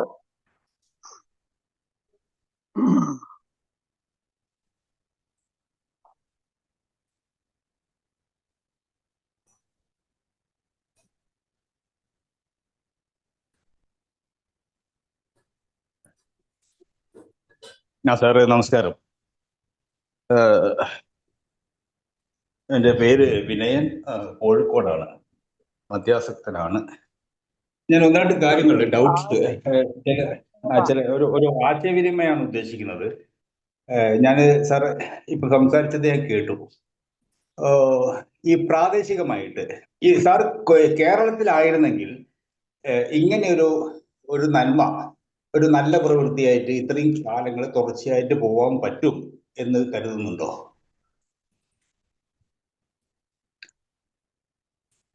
ഞാൻ ചോദിക്കുന്നത്, അവിടെ മറ്റ് ആൽക്കഹോളിക്സ് അനോണിമസിന്റെ മറ്റ് ഗ്രൂപ്പുകളിൽ നിന്നോ മറ്റ് അംഗങ്ങളിൽ നിന്നോ ഈ പ്രവർത്തനത്തിന് വല്ല തടസ്സങ്ങളോ വെല്ലുവിളികളോ അതിജീവനമോ സാറ് തുടക്കകാലങ്ങളിൽ അനുഭവിച്ചിട്ടുണ്ടോ? ഇല്ല. ഇതിന്റെ കാരണം എന്ന് പറഞ്ഞു കഴിഞ്ഞാൽ ഞാൻ ഈ ആൽക്കഹോളിക് അനോണിമസിന്റെ മീറ്റിങ്ങുകളിൽ ഇവിടെ എൻ്റെ മലയാളികളുടെ കൂട്ടത്തിൽ തല കാണിക്കാൻ താല്പര്യമില്ലാത്തവരുണ്ട്. ഞങ്ങളെ എനിക്ക് കാണണ്ട, വല്ലൊരു ഞങ്ങൾ വിവരം അറിയും, അതുകൊണ്ട് ഞാൻ വരുന്നില്ല, ഞാൻ പോകാന്നൊക്കെ പറയും. അപ്പൊ ഞാൻ പറയും, നമ്മുടെ ആൾക്കാരല്ലേ കാണുമ്പോഴേ അറിയുന്നത്, അതുകൊണ്ട് നീ ഒരു കാര്യം ചെയ്യും, ഇവിടുത്തെ സാഹിബ്മാരുടെ മീറ്റിംഗ് ഉണ്ട്, AI മീറ്റിംഗ്. ഭാഗ്യത്തിന് ഈ അമേരിക്കയിലെ ഒരു ഗുണമെന്ന് പറഞ്ഞു കഴിഞ്ഞാൽ ഒരു സ്ട്രീറ്റിൽ തന്നെ ഒന്നും രണ്ടും ഈ ആൽക്കഹോളിക് അനോണിമസ് ഗ്രൂപ്പ് വളരെ സീക്രട്ടായിട്ട് ഭംഗിയായിട്ട് നടന്നു പോകുന്നുണ്ട്. അതുകൊണ്ട് ദിവസവും മീറ്റിങ്ങുകളുണ്ട്. ആ മീറ്റിങ്ങുകൾ എവരെ കൊണ്ട് ഞാൻ പോയിരുന്ന് വർത്തമാനം പറയും. അത് ഞാൻ ഈ മീറ്റിംഗ് നടത്തുന്ന അറിഞ്ഞുകൊണ്ട് ഈ സമൂഹത്തിലുള്ള എല്ലാ ആൾക്കാരും ഞാനൊരു നല്ല പ്രവൃത്തിയാണ് ചെയ്യുന്നതെന്ന് ഓർത്ത് അവരെല്ലാവരും എന്നെ സപ്പോർട്ട് ചെയ്യുകയും എനിക്ക് വേണ്ടി പ്രാർത്ഥിക്കുകയും ചെയ്യുന്നുണ്ട്. പ്രത്യേകിച്ച് ഈ പള്ളിയിലെ അച്ഛന്മാര്, അവർക്കൊന്നും ഈ കാര്യങ്ങൾ പള്ളികളിലെങ്ങും ഓപ്പണായിട്ട് നിങ്ങൾ മദ്യപാനം നിർത്തണമെന്നും തീർത്ത് പ്രസംഗിക്കാനായിട്ട് പറ്റത്തില്ല. കാരണം എന്ന് പറഞ്ഞു കഴിഞ്ഞാൽ ഈ ജനങ്ങളെ പള്ളിയിലോട്ട് പോകുന്നതിന്റെ കാരണം എന്ന് പറഞ്ഞു കഴിഞ്ഞാൽ ഞായറാഴ്ച ഒരു ദിവസം ഈശ്വരനെ ആരാധിക്കാൻ പോകുന്നു. വരുന്നവരാരും ഒരു 90% ആൾക്കാരും കുടിക്കുന്നവരല്ല. ഒരുമാതിരിപ്പെട്ടവർ ആരും കുടിച്ച ഒരു വല്ലാത്ത ജീവിതത്തിൽ നയിക്കുന്നവർ വളരെ കുറച്ചു പേരേ ഉള്ളൂ. അപ്പൊ അവരെ ഉപദേശിക്കാനായിട്ട് അവർക്ക് താല്പര്യം വരത്തില്ല. കാരണം എല്ലാവരും കൂടി ഇരിക്കുന്നവരെ മദ്യപിക്കുന്നവരെ മാത്രം ഉദ്ദേശിച്ചുകൊണ്ട് പ്രസംഗിക്കാനായിട്ട് അവർക്ക് പറ്റത്തില്ല. പിന്നെ ഏതെങ്കിലും കുടുംബങ്ങളിലൊക്കെ പ്രശ്നം ഉണ്ടാകുമ്പോൾ അവരെ വിളിച്ചു പറയും, അച്ഛോ എൻ്റെ ഭർത്താവ് കുടിക്കുന്നത്, ഞങ്ങളുടെ വീട്ടിൽ അതാണ് പ്രശ്നം, ഇതാണ് പ്രശ്നം എന്ന് പറയുമ്പോൾ ആ അച്ഛൻ തന്നെ പറയുന്നുണ്ട്, ഈ അവിടെ ഒരു അങ്കിളുണ്ട്, അദ്ദേഹത്തോട് വിളിച്ചു. കഴിഞ്ഞ ആഴ്ചയിൽ ഞാനൊരു അച്ഛനെയും കൂട്ടി ഒരു വീട്ടിൽ പോയി ഒരു ചെറുക്കനെ കണ്ട് സംസാരിച്ച് അവനെ ഞങ്ങൾ ട്രീറ്റ്മെന്റ് കൊണ്ടുപോയി. അവനെ ഒരു കണക്കിൽ ഇപ്പം പിടിച്ചു വരുന്നുണ്ട്. പക്ഷെങ്കിൽ അവനോട് മീറ്റിംഗിന് ഞാൻ പറഞ്ഞു കഴിഞ്ഞാൽ അവൻ വരത്തില്ല. അപ്പോൾ അച്ഛൻ പറഞ്ഞേക്കുന്ന അടുത്ത മീറ്റിങ്ങിന് അങ്കിളെ പറ, ഞാൻ അവൻ്റെ വീട്ടിൽ പോയിരുന്നു, അവനെയും കൂടെ കൂട്ടി ആ മീറ്റിങ്ങിന് കൂടാം. അങ്ങനെയൊക്കെ നിർബന്ധിച്ചില്ല. പിള്ളേരെ പാല് കുടിപ്പിക്കുന്നവർ വേണം ഈ മദ്യാസക്തരെ ഈ മീറ്റിങ്ങിന് കൊണ്ടുവരാനായിട്ട്. അതിന്റെ പുറകെ നടന്നാലേ അവർക്ക് ഇതിനകത്തൊരു ആദ്യം മടി അതിനകത്തൊക്കെ വന്ന് ചേരാനായിട്ട്. പിന്നെ നിർബന്ധിച്ചും അത്യാവശ്യം കൊണ്ടും മിക്കവാറും ഒക്കെ പ്രശ്നങ്ങൾ അങ്ങ് അതിരൂക്ഷമാകുമ്പോഴേ നമ്മുടെ ആൾക്കാർക്ക് ഒരു ബോധം വരത്തുള്ളൂ. ഇത് നിർത്തിയില്ലെങ്കിൽ നീ ജയിലിൽ പോകും, അല്ലെങ്കിൽ ഭാര്യ വിട്ടേച്ച് പോകും. മിക്കവാറും വീട്ടിലെ പ്രശ്നങ്ങൾ പറഞ്ഞാൽ ഭാര്യമാരുടെയാണ് പറയുക, നീ പോയി വേറെ പണി നോക്കി, എനിക്ക് വേറെ ജീവിക്കാം, ഞാൻ എന്തിനാ നിന്റെ കൂടെ ജീവിച്ച എൻ്റെ ജീവിതം കളയുന്നു. അങ്ങനെ ഇപ്പോഴത്തെ ഈ ചെറുപ്പക്കാർ പെണ്ണുങ്ങൾ ആരും ഈ മദ്യപാന്മാരെ സഹിക്കുകയില്ല. അല്ലെങ്കിൽ അവരും കൂടെ കൂട്ടിരുന്ന് കുടിക്കണം, എന്നാൽ മാത്രമേ പറ്റുള്ളൂ. അങ്ങനെ കുടിക്കുന്നവരുടെ കുടുംബജീവിതം ആപ്പാട് താറുമാറാകും. ഇവിടെ ജോലി ചെയ്തില്ലെങ്കിൽ മനുഷ്യർക്ക് ജീവിക്കാൻ ഒക്കില്ല. അപ്പൊ ജോലിക്ക് പോകണമെന്ന് പോയേച്ച് വരുന്ന കാശ് കള്ളു കുടിച്ചു കഴിഞ്ഞാൽ പിറ്റേ ദിവസം ജോലിക്ക് പോയില്ലെങ്കിൽ അടുത്ത ആഴ്ച ബില്ലടയ്ക്കാൻ ഒക്കില്ല. അതുകൊണ്ട് ജീവിത സാഹചര്യം തന്നെ ഒരു മനുഷ്യനെ നേരെയാക്കി കൊണ്ടുപോകുന്നുണ്ട്. പിന്നെ ഈ വീക്കെൻഡുകളൊക്കെ വരുമ്പോൾ ഫ്രൈഡേ സാറ്റർഡേ വരുന്നുണ്ടെങ്കിൽ ഒക്കെ 2 ദിവസം കൂടി ഒന്ന് പാർട്ടി നടത്തും. പിന്നെ ഇതിനകത്ത് അകപ്പെട്ട് പോയി അതിനകത്ത് അഡിക്റ്റ് ആയി പോയി കഴിഞ്ഞാൽ ഈ അമേരിക്കയിലാണെങ്കിലല്ല എവിടെ ആണെങ്കിലും ശരി ജീവിതം കട്ടപ്പോകയാണ്. ഭാര്യമാരിട്ടേച്ച് പോകും. ഇവിടുത്തെ എൻ്റെയൊക്കെ പ്രായത്തിലുള്ളവരുടെ കുഴപ്പമെന്ന് ഫാമിലിക്ക് പറ്റിയിരിക്കുന്ന കുഴപ്പമെന്ന് പറഞ്ഞു കഴിഞ്ഞാൽ, ഇത് ഞാൻ 70കളിൽ ഇവിടെ വന്നതാണ്. ഇന്ന് വരെ ഇതൊരു രോഗമാണെന്ന് ഒരു നല്ല ഭാഗം കുടിയന്മാർക്കും അറിയത്തില്ല, അവരുടെ വീട്ടുകളിലെ ഭാര്യമാർക്കും അറിയത്തില്ല. ഈ ഭാര്യമാർ നിങ്ങൾ എന്തിനാ ഈ കുടിക്കുന്ന മനുഷ്യൻ, നിർത്തരുതോ എന്ന് ചോദിച്ചുകൊണ്ടിരിക്കും. അതിൻ്റെ അപ്പുറത്തോട്ട് ഇപ്പോഴും അവർക്കൊരു ബോധ്യം വന്നിട്ടില്ല മദ്യപാനം ഒരു അസുഖമാണെന്ന്. അപ്പൊ ഈ അസുഖമാണെന്നുള്ള ഒരു ബോധവൽക്കരണമാണ് ഈ സമൂഹത്തിൽ നടക്കേണ്ടത്. അപ്പൊ ഞങ്ങളിപ്പോൾ ആണ്ടിൽ ഒരിക്കലും ഒന്നോ രണ്ടോ മീറ്റിങ്ങുകൾ ഇങ്ങനെ പബ്ലിക്കായിട്ട് നടത്തിക്കൊണ്ട് ഒരു ബോധവൽക്കരണം കൂടെ, എന്തെങ്കിലും 10, 50, 60 പേര് കമ്മ്യൂണിറ്റിയിൽ നിന്ന് കയറുമ്പോൾ ഇതൊന്നും കേൾക്കാനായിട്ട് ആർക്കും താല്പര്യമില്ല. ഈ മദ്യപിക്കുന്നവർക്ക് ആർക്ക് ഏറ്റവും നമ്മളൊക്കെ കുടിക്കുന്നവരാ, നമ്മളെ ആരെങ്കിലും ഉപദേശിച്ചാൽ നമുക്ക് ഇഷ്ടപ്പെടുമോ? ഈ പോയി പറയണി നോക്കി എനിക്ക് നിർത്തേണ്ടി എപ്പോഴാണെന്ന്, എൻ്റെ കാര്യമില്ല, ഞാൻ നോക്കിക്കോളാം. അങ്ങനത്തെ അവസ്ഥയാണ് നമ്മുടെ എല്ലാവരുടെയും. നമ്മളൊക്കെ ഇത് കഴിഞ്ഞ് വന്നുകൊണ്ട് നമുക്ക് ധൈര്യമായിട്ട് പറയാൻ പറ്റുന്നത് ഞാൻ ഇതൊക്കെ കഴിഞ്ഞതാണ്, അതുകൊണ്ട് നീ പറയുന്നതൊക്കെ എനിക്ക് മനസ്സിലാവും. നിങ്ങളെക്കാൾ ആരെക്കാളും ഭേദമല്ല ഞാൻ, എന്നെക്കാൾ ആരും എടുക്കന്മാരില്ല നിങ്ങളാരും. നമ്മളെല്ലാവരും ഒരുപോലെ മദ്യപിച്ച് ജീവിതത്തിൽ നഷ്ടങ്ങൾ മാത്രം വരുത്തി വെച്ചവരാണ്. അതുകൊണ്ട് നമ്മുടെ അനുഭവമാണ് നമ്മുടെ പാഠം. അതുകൊണ്ട് നമുക്ക് അങ്ങോട്ടും ഇങ്ങോട്ടും ഈ മീറ്റിങ്ങിൽ കൂടെയാണ് ബലം കിട്ടുന്നത്. ഇപ്പോൾ പുതുതായിട്ട് ഒരാൾ വന്നു കഴിയുമ്പോൾ നമ്മുടെ അനുഭവം കേൾക്കുമ്പോൾ എടാ യുവമാർക്കൊക്കെ നിർത്താവുന്ന ഒരിക്കൽ നിർത്താമല്ലോ. അപ്പോൾ എൻ്റെ മീറ്റിംഗ് വരുന്ന പല പിള്ളേരിനോട് അങ്കിൾ എങ്ങനെയാണ് നിർത്തുന്നത്, അങ്കിളിനെ പോലെ എനിക്ക് നിർത്താൻ പറ്റുന്നില്ല എന്നാൽ പല ചെറുപ്പക്കാരോട് ചോദിക്കുന്നത്. ഞാൻ പറഞ്ഞു കുഞ്ഞ് ഇത് പാടാ, പക്ഷേ ഓരോ 1 ഡേ അറ്റ് എ ടൈം നോക്കിക്കഴിഞ്ഞാൽ ഈസിയാണ്. പക്ഷേ അത് കിട്ടണമെന്നില്ല ഈ കണ്ടിന്യൂസ് ആയിട്ട് ഒരു 90 ദിവസത്തോളം ഈ മീറ്റിങ്ങിന് പോയി കഴിഞ്ഞാൽ ഏതാണ്ടൊരു വെളിച്ചം കിട്ടും തലയിൽ. അങ്ങനെ നമുക്ക് മാറി നിൽക്കാനായിട്ട് സാധിക്കില്ല. അതിന് ഈശ്വരന്റെ കൃപയല്ലാതെ വേറെ മനുഷ്യന്റെ ബുദ്ധി കൊണ്ടൊന്നും നടക്കുകയില്ല. അതുകൊണ്ട് നമുക്ക് ആർക്കും ഈ താഴ്മയെന്ന് പറഞ്ഞ സംഗതിയില്ല. അഹങ്കാരമാണ് നമ്മുടെ എല്ലാവരുടെയും മദ്യപാനത്തിന്റെ പ്രധാന കാരണം. ആരെയും നമ്മൾ ഭാവവെക്കത്തില്ല. നമ്മുടെ അപ്പം പറഞ്ഞാലും അമ്മ പറഞ്ഞാലും പള്ളിയിലച്ഛൻ പറഞ്ഞാലും ഉപദേശി പറഞ്ഞാലും പൂജാരി പറഞ്ഞാലും ആര് പറഞ്ഞാലും നമ്മൾ കേൾക്കത്തില്ല. നമുക്കറിയാം എപ്പോൾ നിർത്തണമെന്ന്. പക്ഷെങ്കിൽ നമ്മൾ ചെന്ന് ചാടുന്ന കുഴി പിന്നെ അതിനകത്ത് കയറാൻ വയ്യ. ഒന്നീ ജയില്, അല്ലെങ്കിൽ ഭാര്യയെ ഉപേക്ഷിച്ച് പോവുക, അല്ലെങ്കിൽ രോഗങ്ങൾ. എത്ര പേരെ ഈ 60 വയസ്സിന് മേളിൽ സാധാരണ ഈ മദ്യപിക്കുന്നവരാരും ജീവിക്കാറില്ല, അതിന് മുമ്പ് തട്ടിപ്പോവും. പിന്നെ അമേരിക്കയിലുള്ള ഏക ഗുണം ഞാൻ ജീവിച്ചിരിക്കാൻ കാരണം ഒന്ന് പറയാം. ഈ കേരളത്തിനെ പറ്റി ഞാൻ കുറ്റം പറയല്ല, നമ്മുടെ നാട്ടിൽ കിട്ടുന്ന സാധനത്തിനകത്ത് ആൽക്കഹോളിൻ്റെ അകത്തെ എന്താ പറയുന്നത്, ഈ വേറൊന്നും ഇവിടെ കിട്ടുന്ന സാധനത്തിനകത്ത് ചേരുവകളൊന്നും ചേരത്തില്ല. എന്താ തന്നെ പറയുന്നത്, അഡൾട്രേഷൻ ഇല്ല. നാട്ടിലെ ചാരായം കുടിച്ചു കഴിഞ്ഞാൽ ചാരായത്തിനകത്ത് ചേരുന്ന ഈ ഷാപ്പിൽ കിട്ടുന്ന ചാരായത്തിന്റെ കട്ടിയല്ല വേറൊരു ഷാപ്പിൽ കിട്ടുന്നു. അല്ലെങ്കിൽ കള്ളിനകത്ത് കിട്ടുന്ന അളവ് മൂത്ത കള്ളിനകത്ത് ഏതോ അവർ ചേർത്ത് നമുക്കറിയത്തില്ല. അപ്പൊ അതനുസരിച്ച് അതിന് നമ്മുടെ ഇന്റേണൽ ഓർഗൻസിനെ അത് ബാധിക്കുന്നു. ചിലപ്പോൾ ഒരു ഗ്ലാസ് കള്ള് കുടിച്ചാൽ ഒരു ഷാപ്പിൽ നിന്ന് പൂസാവും, വേറൊരു ഷാപ്പിൽ കയറി 10 ഗ്ലാസ് കുടിച്ചാലും ഒന്നും ആകത്തില്ല. അപ്പൊ ഈ ഒരു ഗ്ലാസ് കുടിക്കുന്ന കള്ളിനകത്ത് എന്തോ ചേർത്തേക്കുന്നത് ആർക്കറിയാം. അതുകൊണ്ട് നമ്മുടെ ആരോഗ്യത്തെ, നമ്മുടെ ഇന്റേണൽ ഓർഗൻസിനെ ഇത് ബാധിക്കുന്നത് നമ്മൾ അറിയത്തില്ല. ഞാൻ കുടിക്കുന്ന കാലം മുഴുവനും ഈ ലിവറിന്റെ ഏതാണ്ടൊരു നാട്ടിലേത് ഒരു ഗുളിക കൊണ്ടുവരുമായിരുന്നു. അത് തിന്നോണ്ടായി കുടിക്കുന്നത്. കാരണം 2 ദിവസം കുടിച്ചു കഴിയുമ്പോൾ അറിയാം ഈ മൂത്രത്തിന് നിറം മാറും, മഞ്ഞിച്ചിരിക്കും. അത് കഴിഞ്ഞ് 2 ദിവസം കുടി നിർത്തിവെച്ചാൽ ഈ ഗുളിക തിന്നുന്നുടനെ ലിവർ നേരെയാവും, പിന്നെയും കൂടി തുടങ്ങും. അങ്ങനെയൊക്കെയാണ് ഞാൻ കുടിച്ചുകൊണ്ടിരുന്നത്. ഇത് എല്ലാവരുടെയും മൂത്രം നോക്കി അറിയാം നമ്മുടെ മദ്യത്തിന്റെ അളവ് വയറ്റിൽ നിന്ന് പോകുന്നത് കാണുമ്പോൾ അറിയാം നമ്മുടെ ലിവറിനെ എന്തിനു വേണ്ടി ബാധിച്ചെന്നുള്ളത്. ഒരു നിറവ്യത്യാസമുണ്ട്. അല്ലെ മഞ്ഞപ്പിത്തം വന്നിരുന്ന നിറമായിരിക്കും മൂത്രത്തിന്. അന്നേരം അറിയാം ഇതിന് ലിവറിനെ ബാധിച്ചു എന്നുള്ളത്. കുറച്ച് ദിവസം കുടിക്കാതിരിക്കാവോ, അത് തന്നെ ക്ലിയർ ആയിക്കോളും. അതുപോലെ തന്നെ ഓർമ്മ, ബുദ്ധി. ഞാൻ കുടിക്കുന്ന കാലത്ത് വൈകിട്ട് വീട്ടിൽ തിരിച്ചു വന്നു കഴിഞ്ഞാൽ വണ്ടി ഏത് വഴിയാണ് വന്നതെന്നോ, തലേദിവസം ഏത് ഭക്ഷണമാണ് കഴിച്ചതെന്നോ, കീ എവിടെ കൊണ്ടോ വെച്ചോ, വാലറ്റോ പേഴ്സോ ആരോടൊക്കെ സംസാരിച്ചു, എന്തോ സംസാരിച്ചു, ഓർമ്മ ഒരു ബോധവും ഇല്ല. കാരണം കുടിച്ച് തലച്ചോറിന്റെ ബ്രെയിൻ സെൽസ് ചത്തുപോയി, മരവിച്ചു പോയി, നഷ്ടപ്പെട്ടു പോയി. അതുകൊണ്ടാണ് ഈ മദ്യപിക്കുന്നവർക്ക് ആർക്കും ഓർമ്മ നഷ്ടപ്പെടുന്നത്. അങ്ങനെ ഓർമ്മയില്ലാത്ത രീതിയിൽ ഈ മദ്യം തലയ്ക്ക് പിടിച്ചു കഴിഞ്ഞാൽ മനുഷ്യൻ പല വികൃതികളും കാണിച്ചു വെക്കും. അങ്ങനെയാണ് ഈ മാനഭംഗത്തിനും പിന്നെ കൊലപാതകത്തിനും ഒക്കെ ഇടയാകുന്നത്. കാരണം അവന് തന്നെ അറിയത്തില്ല എന്തോ ചെയ്യുന്നത്. ഇതെല്ലാം നമ്മളെല്ലാം കുടിച്ചവരായതുകൊണ്ട് നമുക്കൊക്കെ അറിയാം ഇത് എന്താ ഇത് ഇങ്ങനെ വരുന്നത്. എന്നാൽ കുറച്ച് നാൾ കുടിക്കാതിരിക്കുന്ന ഈ ബ്രെയിൻ ഇപ്പം ഞാൻ ഇന്നലെയോ കഴിഞ്ഞ ആഴ്ച എന്തോ കഴിച്ചതെന്ന് എനിക്കൊരു ഓർമ്മയുണ്ട്.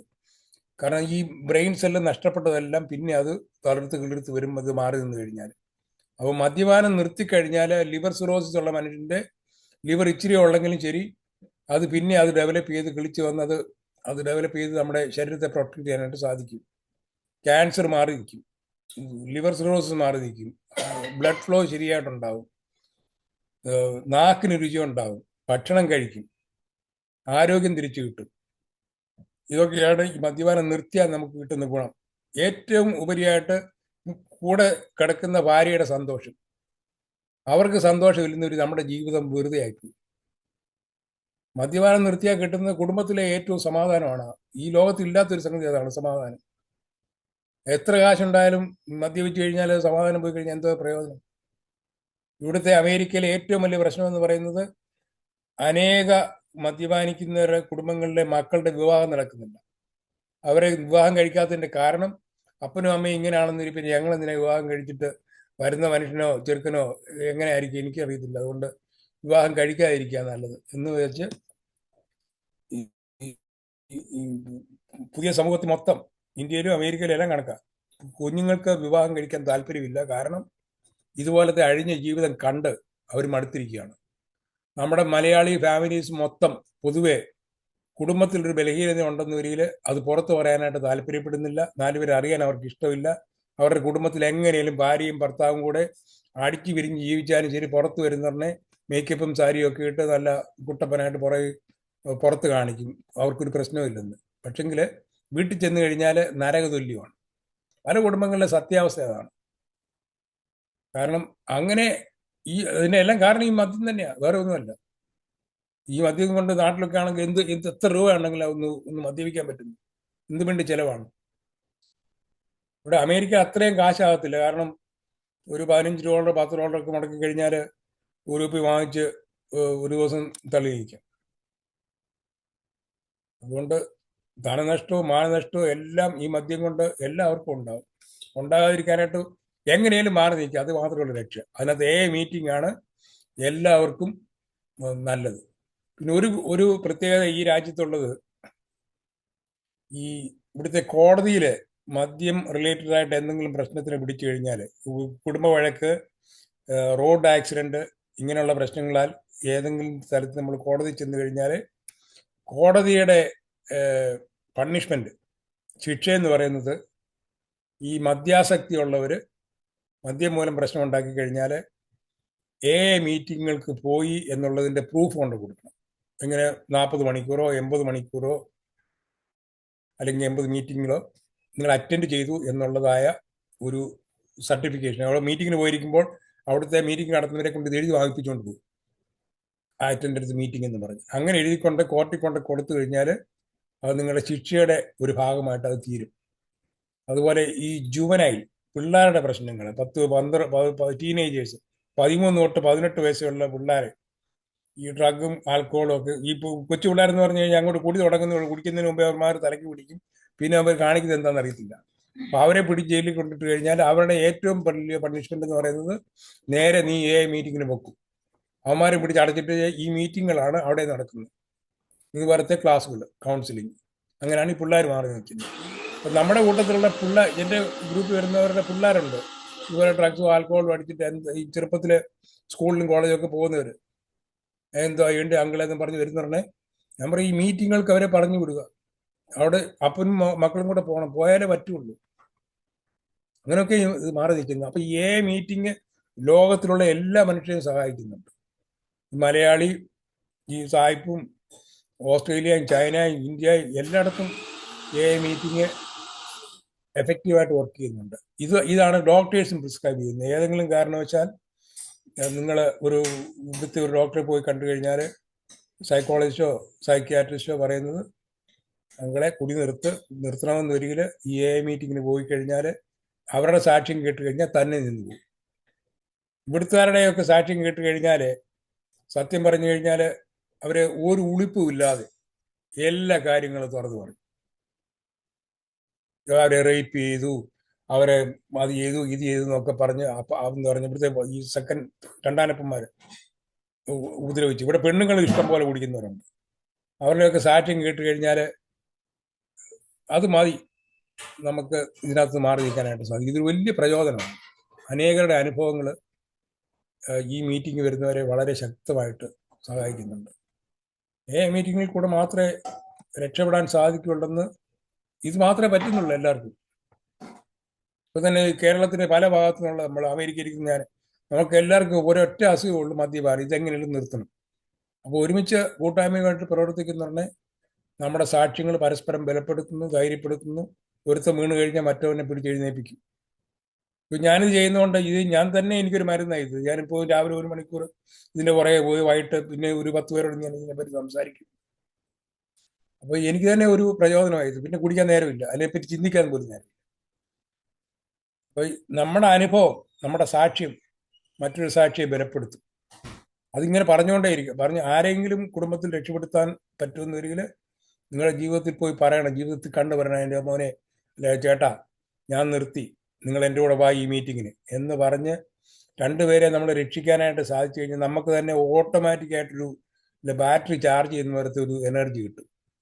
ആ എനർജി എന്ന് പറയുന്ന ഈ 12 സ്റ്റെപ്പിൽ പറയും നമ്മളുടെ സാക്ഷ്യം മറ്റുള്ളവരോട് പറയണം, മറ്റുള്ളവരെ നമ്മൾ ഈ ഗ്രൂപ്പിലേക്ക് കൊണ്ടുവരണം. ഒരാൾ മാറുമ്പോൾ ആ ആൾ മാത്രമല്ല രക്ഷപ്പെടുന്നത്, അവരുടെ കുടുംബം മൊത്തം, അവരെ ആശ്രയിച്ച് ജീവിക്കുന്ന ഭാര്യ, മക്കള്, മാതാപിതാക്കള്, ആ ദേശം, ആ കുടുംബം എല്ലാം സമാധാനത്തോടെ പോകും. ഇപ്പോൾ ഒരുത്തം കണ്ടുപിടിച്ച് കഴിഞ്ഞാൽ ഓട്ടോറിക്ഷ കയറിച്ചാൽ ആ ദേശം മുഴുക്ക നാശമല്ലേ ചെയ്യുന്നത്.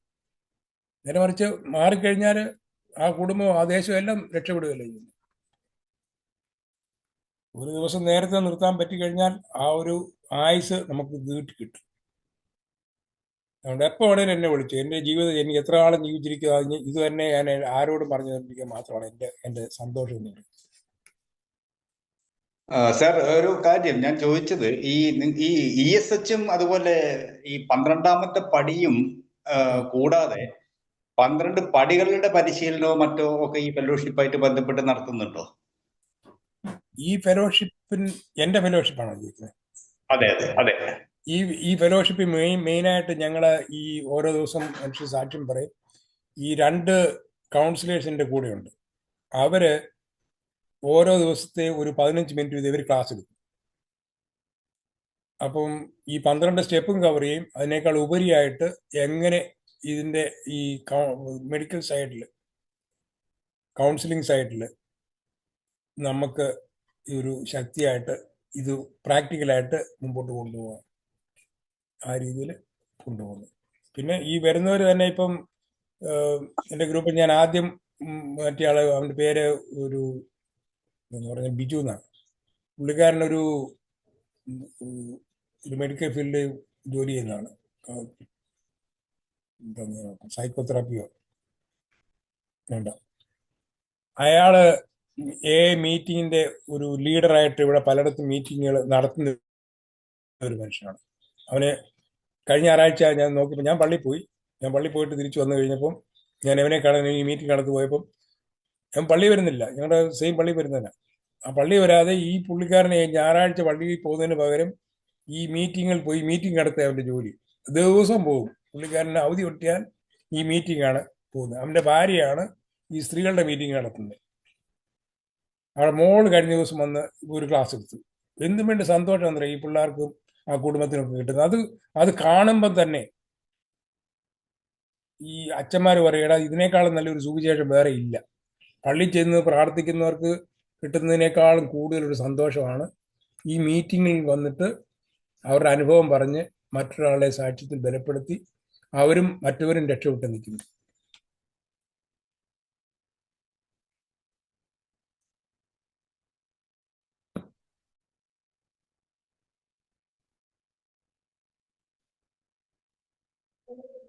സർ, ഒരു കാര്യം, ഈ ഫെലോഷിപ്പിലുള്ള അംഗങ്ങൾ മറ്റ് ഗ്രൂപ്പുകളിലെ അംഗങ്ങൾ കൂടിയാണോ?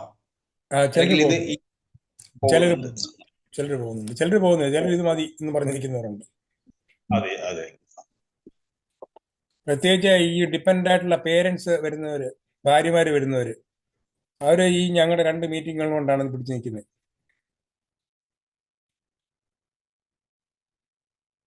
ലേഡീസ് മീറ്റിംഗ് ഉണ്ട് സെപ്പറേറ്റ് ആയിട്ടുള്ള.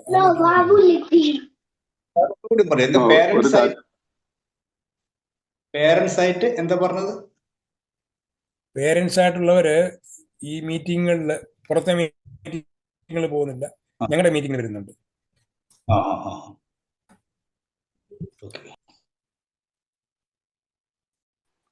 സാറ് നമസ്കാരം, ഞാൻ തമ്പി ആൽക്കഹോളിക്കാണ്. സാറിപ്പോ പല കാര്യങ്ങൾ സംസാരിച്ചതിന് നല്ലൊരു കാര്യം, മദ്യപാനികളെ സഹായിക്കാനായിട്ടുള്ള ശ്രമം നല്ലൊരു കാര്യം തന്നെയാണ്.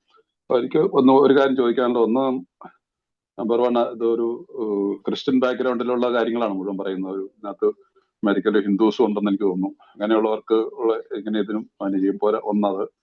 2, ഇത് 12 പടി പ്രവർത്തനമാണെങ്കിൽ 12 പടി പ്രവർത്തനത്തിന്റെ പ്രൊസീജിയർ എന്ന് പറഞ്ഞു സാറിന് അതും കൊള്ളായിരുന്നു. പിന്നെ എത്ര നാള് ലോങ് റിക്കവറി, സാറിന്റെ റിക്കവറി കൂടാതെ മറ്റുള്ളവരിൽ 10 വർഷം 15 വർഷം ഒക്കെ ആയിട്ടുള്ളവർ കുറെ പേര് കാണുമല്ലോ, അങ്ങനെയുള്ളവർ എത്ര പേരുണ്ട് ഏകദേശം ഒരു ഇത് പറഞ്ഞുതരാമോ? ഒന്ന്, നമ്പർ 1 ഇത് പിന്നെ ഒന്ന്, എന്തുകൊണ്ട് AI-യുമായിട്ട് ചേർന്നിട്ട് ഒന്നിച്ചു പോകുന്നില്ല? ഓക്കെ, ഞാൻ ഇത് തുടങ്ങിയിട്ട് ഞാൻ പറഞ്ഞില്ലേ 2011 ഞാനിത് നിർത്തുന്നത്. നിർത്തി കഴിഞ്ഞതിന് ശേഷം 2-3 വർഷം കൊണ്ടാണ് ഞാൻ എൻ്റെ മോനെ ഒന്ന് നേരെയാക്കിയെടുത്തത്. അത് കഴിഞ്ഞാണ് വേറെ ഞങ്ങളുടെ കൂട്ടായ്മയുള്ള വേറെ 1-2 പിള്ളേരെ ഈ മാറ്റത്തിലേക്ക് കൊണ്ടുവരാനായിട്ട് സാധിച്ചത്. അപ്പം എ മീറ്റിങ്ങുകളിൽ ഞാൻ പണ്ട് പല ട്രീറ്റ്മെന്റിന് പോയ സമയത്ത് എയുടെ ക്ലാസ്സിനും പരിപാടിക്ക് പോയിക്കൊണ്ടിരുന്നു. അതുകൊണ്ട് എന്താണെന്ന് എനിക്ക് നേരത്തെ തൊട്ടേ അറിയാം. ഈ 12 സ്റ്റെപ്പ് പ്രോഗ്രാമും കാര്യങ്ങളും ഒക്കെ അറിയാം. പക്ഷെ ഇതെല്ലാം വർക്ക് ചെയ്തുകൊണ്ടിരുന്നപ്പോഴും ഇത് 2 വർഷമോ 3 വർഷമോ കഴിയുമ്പോൾ റിലാപ്സ് ആവുന്നു, പിന്നെ ഇതിനകത്തോട്ട് തിരിച്ചു പോകും. അതുകൊണ്ട് ഞാൻ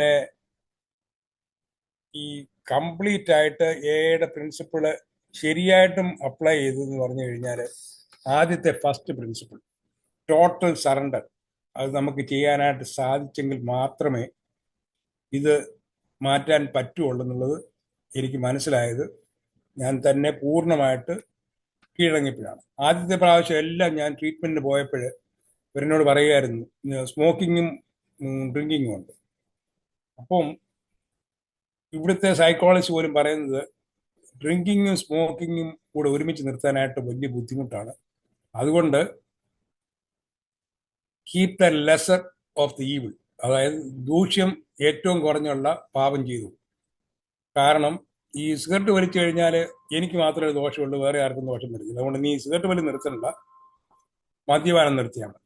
കാരണം രണ്ടും കൂടെ നിർത്താനായിട്ട് മനുഷ്യന്റെ ബുദ്ധിക്ക് പറ്റത്തില്ല. അതുകൊണ്ട് ഏതെങ്കിലും ഒന്ന് നിർത്തിയാൽ മതി എന്ന് പറഞ്ഞ് ഇവിടുത്തെ ഏത് റീഹാബ് സെന്ററിൽ പോയി കഴിഞ്ഞാലും ശരി, ഒരു സ്മോക്കിംഗ് സെഷൻ എന്ന് പറഞ്ഞ് തന്നെ മീറ്റിങ്ങുകളെല്ലാം കഴിയുന്നുണ്ട്. ഒരു 5 മിനിറ്റ് ബ്രേക്ക് തരും. മിക്കവാറും ഞങ്ങളെല്ലാം പുറത്ത് വരുന്ന വലിയ ഞങ്ങളുടെ ജോലി, പിന്നെയും തിരിച്ചു വരും, മീറ്റിംഗ് നടക്കും, പിന്നെയും പുറത്തിറങ്ങും, പിന്നെയും വലിക്കും. അപ്പം ഈ സിഗരറ്റ് വലി എന്ന് പറയുന്നത് നിർത്താനായിട്ട് അവർ നിർബന്ധിക്കുന്നില്ല. പിന്നെ സിഗരറ്റ് വലി നിർത്തണമെന്നെങ്കിൽ അതിന് വേറെ ട്രീറ്റ്മെന്റ് പ്രോഗ്രാം ആയതുകൊണ്ട്. എന്നാൽ കേരളത്തിൽ വന്ന് ഞാൻ ട്രീറ്റ്മെന്റ് ചെന്ന് കഴിഞ്ഞപ്പോൾ അവിടുത്തെ നിർബന്ധം എന്ന് പറഞ്ഞു കഴിഞ്ഞാൽ വലിയ നിർത്തം ഇവിടെ വലിക്കാനും ഒക്കത്തില്ല, കുടിക്കാനും ഒക്കത്തില്ല, നിർബന്ധം. പള്ളിക്കൂടത്തിൽ പിള്ളേരെ വിടുന്നവരെ. അപ്പൊ എന്ത് ചെയ്തെന്ന് പറഞ്ഞു കഴിഞ്ഞാല് പിന്നെ എങ്ങനെയെങ്കിലും കട്ട് വലിക്കുക. കാരണം അവിടെ പോയി വലിക്കാനൊക്കെ എന്നാലും ശരി, എവിടെയെങ്കിലും ബാത്റൂമിലും അവിടെ ഇവിടെയൊക്കെ പോയി വലിച്ച് ആണ് അവിടെ വലിക്കുന്നവരൊക്കെ. എന്റെ ചോദ്യം അതല്ല, ഹിന്ദു മറ്റു മതങ്ങളുള്ളവർ എന്ത് ചെയ്യും? അതുപോലെ ഈ പ്രോഗ്രാം വഴിയായിട്ട് റിക്കവറിയിലുള്ള എത്ര ആളുകളുണ്ട്? ഇതൊക്കെയാണ് എന്റെ ചോദ്യങ്ങൾ. സിഗരറ്റ് വലിക്കുന്നത് തന്നെ പ്രശ്നമേ അല്ല ഇവിടെ. ഓക്കെ, പ്രോഗ്രാമിനുള്ളവർ ഞങ്ങളുടെ കൂടെ ഒരു 10-20 പേരുണ്ട്. അവരിൽ ഒരു 10-15 പേര് എൻ്റെ മീറ്റിങ്ങിന് മാത്രമേ വരത്തുള്ളൂ. ഒരു 4-5 പേരെ ഈ മീറ്റിങ്ങുകൾക്ക് പോകുള്ളൂ. ഈ മീറ്റിങ്ങിന് കിട്ടുന്നത് തന്നെ ഏതാണ്ട് 12 സ്റ്റെപ്പിന്റെയും അനുഭവങ്ങൾ ഈ 20 പേർക്കും ഈ മീറ്റിംഗിൽ വരുമ്പോൾ കിട്ടുന്നുണ്ട്. പിന്നെ ഹിന്ദുവും ക്രിസ്ത്യാനിയും എന്നുള്ളൊരു വ്യത്യാസം ഇവിടെ ഇല്ല. കാരണം എന്ന് പറഞ്ഞു കഴിഞ്ഞാൽ ഇത് ഈശ്വരനിൽ മാത്രം സമർപ്പിച്ച് മാത്രം മുമ്പോട്ട് പോകുന്ന ഒരു അനുഭവത്തിൽ കൂടെ ഇത് ശരിയാകത്തുള്ളൂ. എൻ്റെ മീറ്റിങ്ങിൽ 1-2 ഹിന്ദു സഹോദരങ്ങളുണ്ട്. മുസ്ലിംസ് ആയിട്ട് ആരും തന്നെ എൻ്റെ കൂട്ടത്തിലില്ല. ഹിന്ദു സഹോദരങ്ങൾ എന്ന് പറയുന്നവർക്കും ഈ സെയിം പ്രിൻസിപ്പിൾ മാത്രമേ അപ്ലൈ ചെയ്യത്തുള്ളൂ.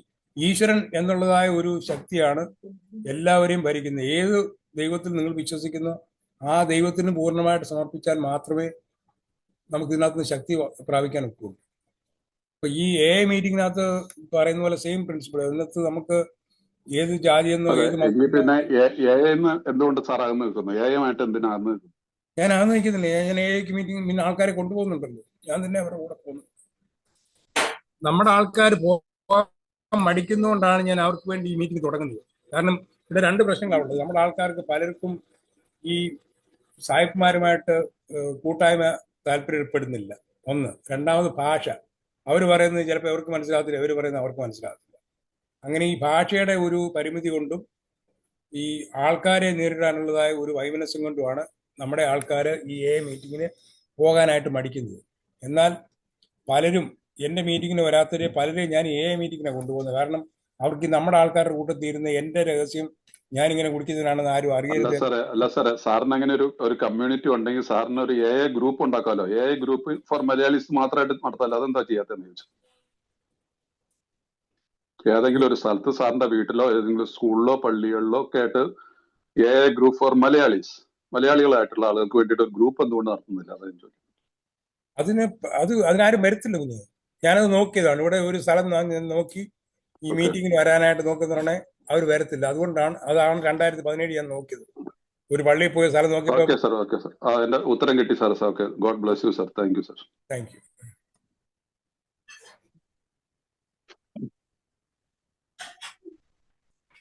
എന്നോട് ഇങ്ങോട്ട് കൊണ്ടുവരാനാ പറഞ്ഞത്. ആദ്യത്തെ ആയി കഴിയുമ്പോൾ ഇങ്ങോട്ട് കൊണ്ടുതരാന്നാ പറഞ്ഞത്. സാർ ഈ സാറേ ഫെലോഷിപ്പില് ഈ റിക്കവറിയുടെ പ്രോഗ്രസ്, അതായത് റിലാപ്സിന്റെ എണ്ണം പൊതുവെ കുറവാണോ, അല്ലെങ്കിൽ അത് വരുന്നവരുണ്ടോ, അടിക്കടി സംഭവിക്കുന്നവരുണ്ടോ, അല്ലെങ്കിൽ സോബർട്ടി തുടർച്ചയായിട്ട് നിലനിർത്താൻ പറ്റാതെ പോകുന്നവരോ അല്ലെങ്കിൽ കൂടുതലും പറ്റുന്നവരാണോ ഉള്ളത്? സൊബ്രൈറ്റിയില് പല പ്രാവശ്യം റിലാപ്സ് ചെയ്യുന്നവരുമുണ്ട്. ഈ കൂട്ടത്തിൽ റിലാപ്സ് ചെയ്തിട്ട് വരും, മകളെ വീണുപോയി, എന്തോ ചെയ്യണം. മീറ്റിങ്ങിന് വരിക, നമ്മൾ കഴിഞ്ഞ കാലം തിരിച്ചു കിട്ടാൻ പോകുന്നില്ല, ഇനി അത് ഉണ്ടാകാതിരിക്കാനായിട്ട് നോക്കുക. കാരണം ഇതൊരു വലിയ സ്ട്രഗിളാണ്. പക്ഷെങ്കിൽ അത് ഓപ്പണായിട്ട് അഡ്മിറ്റ് ചെയ്യാനായിട്ട് സാധിക്കണം. അത് തന്നെ ഒരു വലിയ ഭാഗ്യമാണ്. അപ്പോൾ പലരും ഉണ്ട് വീണ് പോയിട്ട് പറയും മകളെ പറ്റിയില്ല, വീണുപോയി. എൻ്റെ കൂടെ ഒരു പയ്യൻ, എൻ്റെ പേര് സൂര്യ മറ്റായിരുന്നു. അവന് ഒരു പോലീസുകാരനായിരുന്നു. ആ മനുഷ്യനെ അവൻ്റെ ജോലിയും പോയി, ഭാര്യയും പോയി, സർവ്വതും പോയി. ഞാൻ ഒരു മോനെ പോലെ പുറകെ നടന്ന് ആകുന്ന നോക്കി രക്ഷപ്പെടുത്താനായിട്ട്. ആ മീറ്റിങ്ങിന് വരും, ചിലപ്പോൾ കുടിച്ചിട്ടാണ് വരുന്നത്. 1-2 പ്രാവശ്യം പറഞ്ഞു, കുഞ്ഞ കുടിച്ചിട്ട് നീ മീറ്റിങ്ങിന് വരരുത്. എന്നാലും അങ്കിൾ എങ്ങനെ നിർത്തി, എനിക്ക് നിർത്തണം, എനിക്ക് നിർത്താൻ പറ്റത്തില്ല. അങ്ങനെ പറഞ്ഞ് അവസാനം അവന് നിർത്താൻ വയ്യാത്ത രീതിയിലായിപ്പോയി. അവസാനം ആത്മഹത്യ ചെയ്യുകയോ മരിക്കുമായിരുന്നു. എങ്ങനെ മരിച്ചെന്നോട് പറഞ്ഞു. ഒരു 45 വയസ്സ്.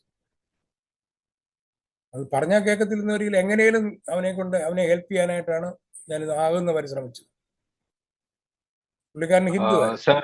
സാർ അതുപോലെ ഇതിന്റെ നടത്തിപ്പിനുള്ള കാശ്, ഫിനാൻഷ്യൽ കാര്യങ്ങളെല്ലാം പറയൂ. ഈ ഞാനും ഇതുപോലെ എന്ന് പറഞ്ഞ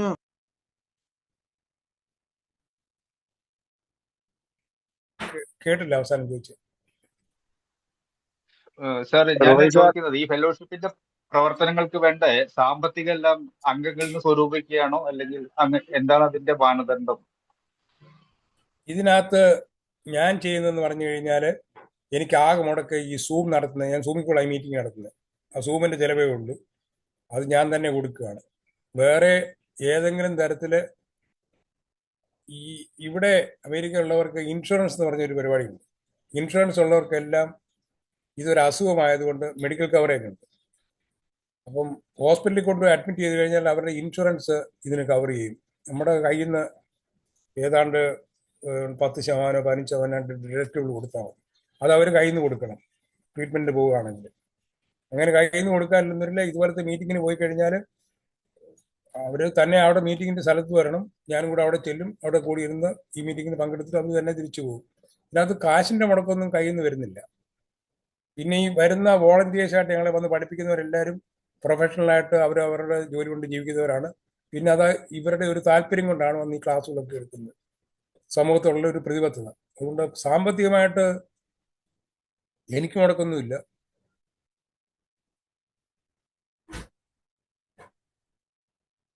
എൻ്റെ സമയം മാത്രമാണ് ചെലവഴിക്കുന്നത്. Okay sir. Okay, thank you.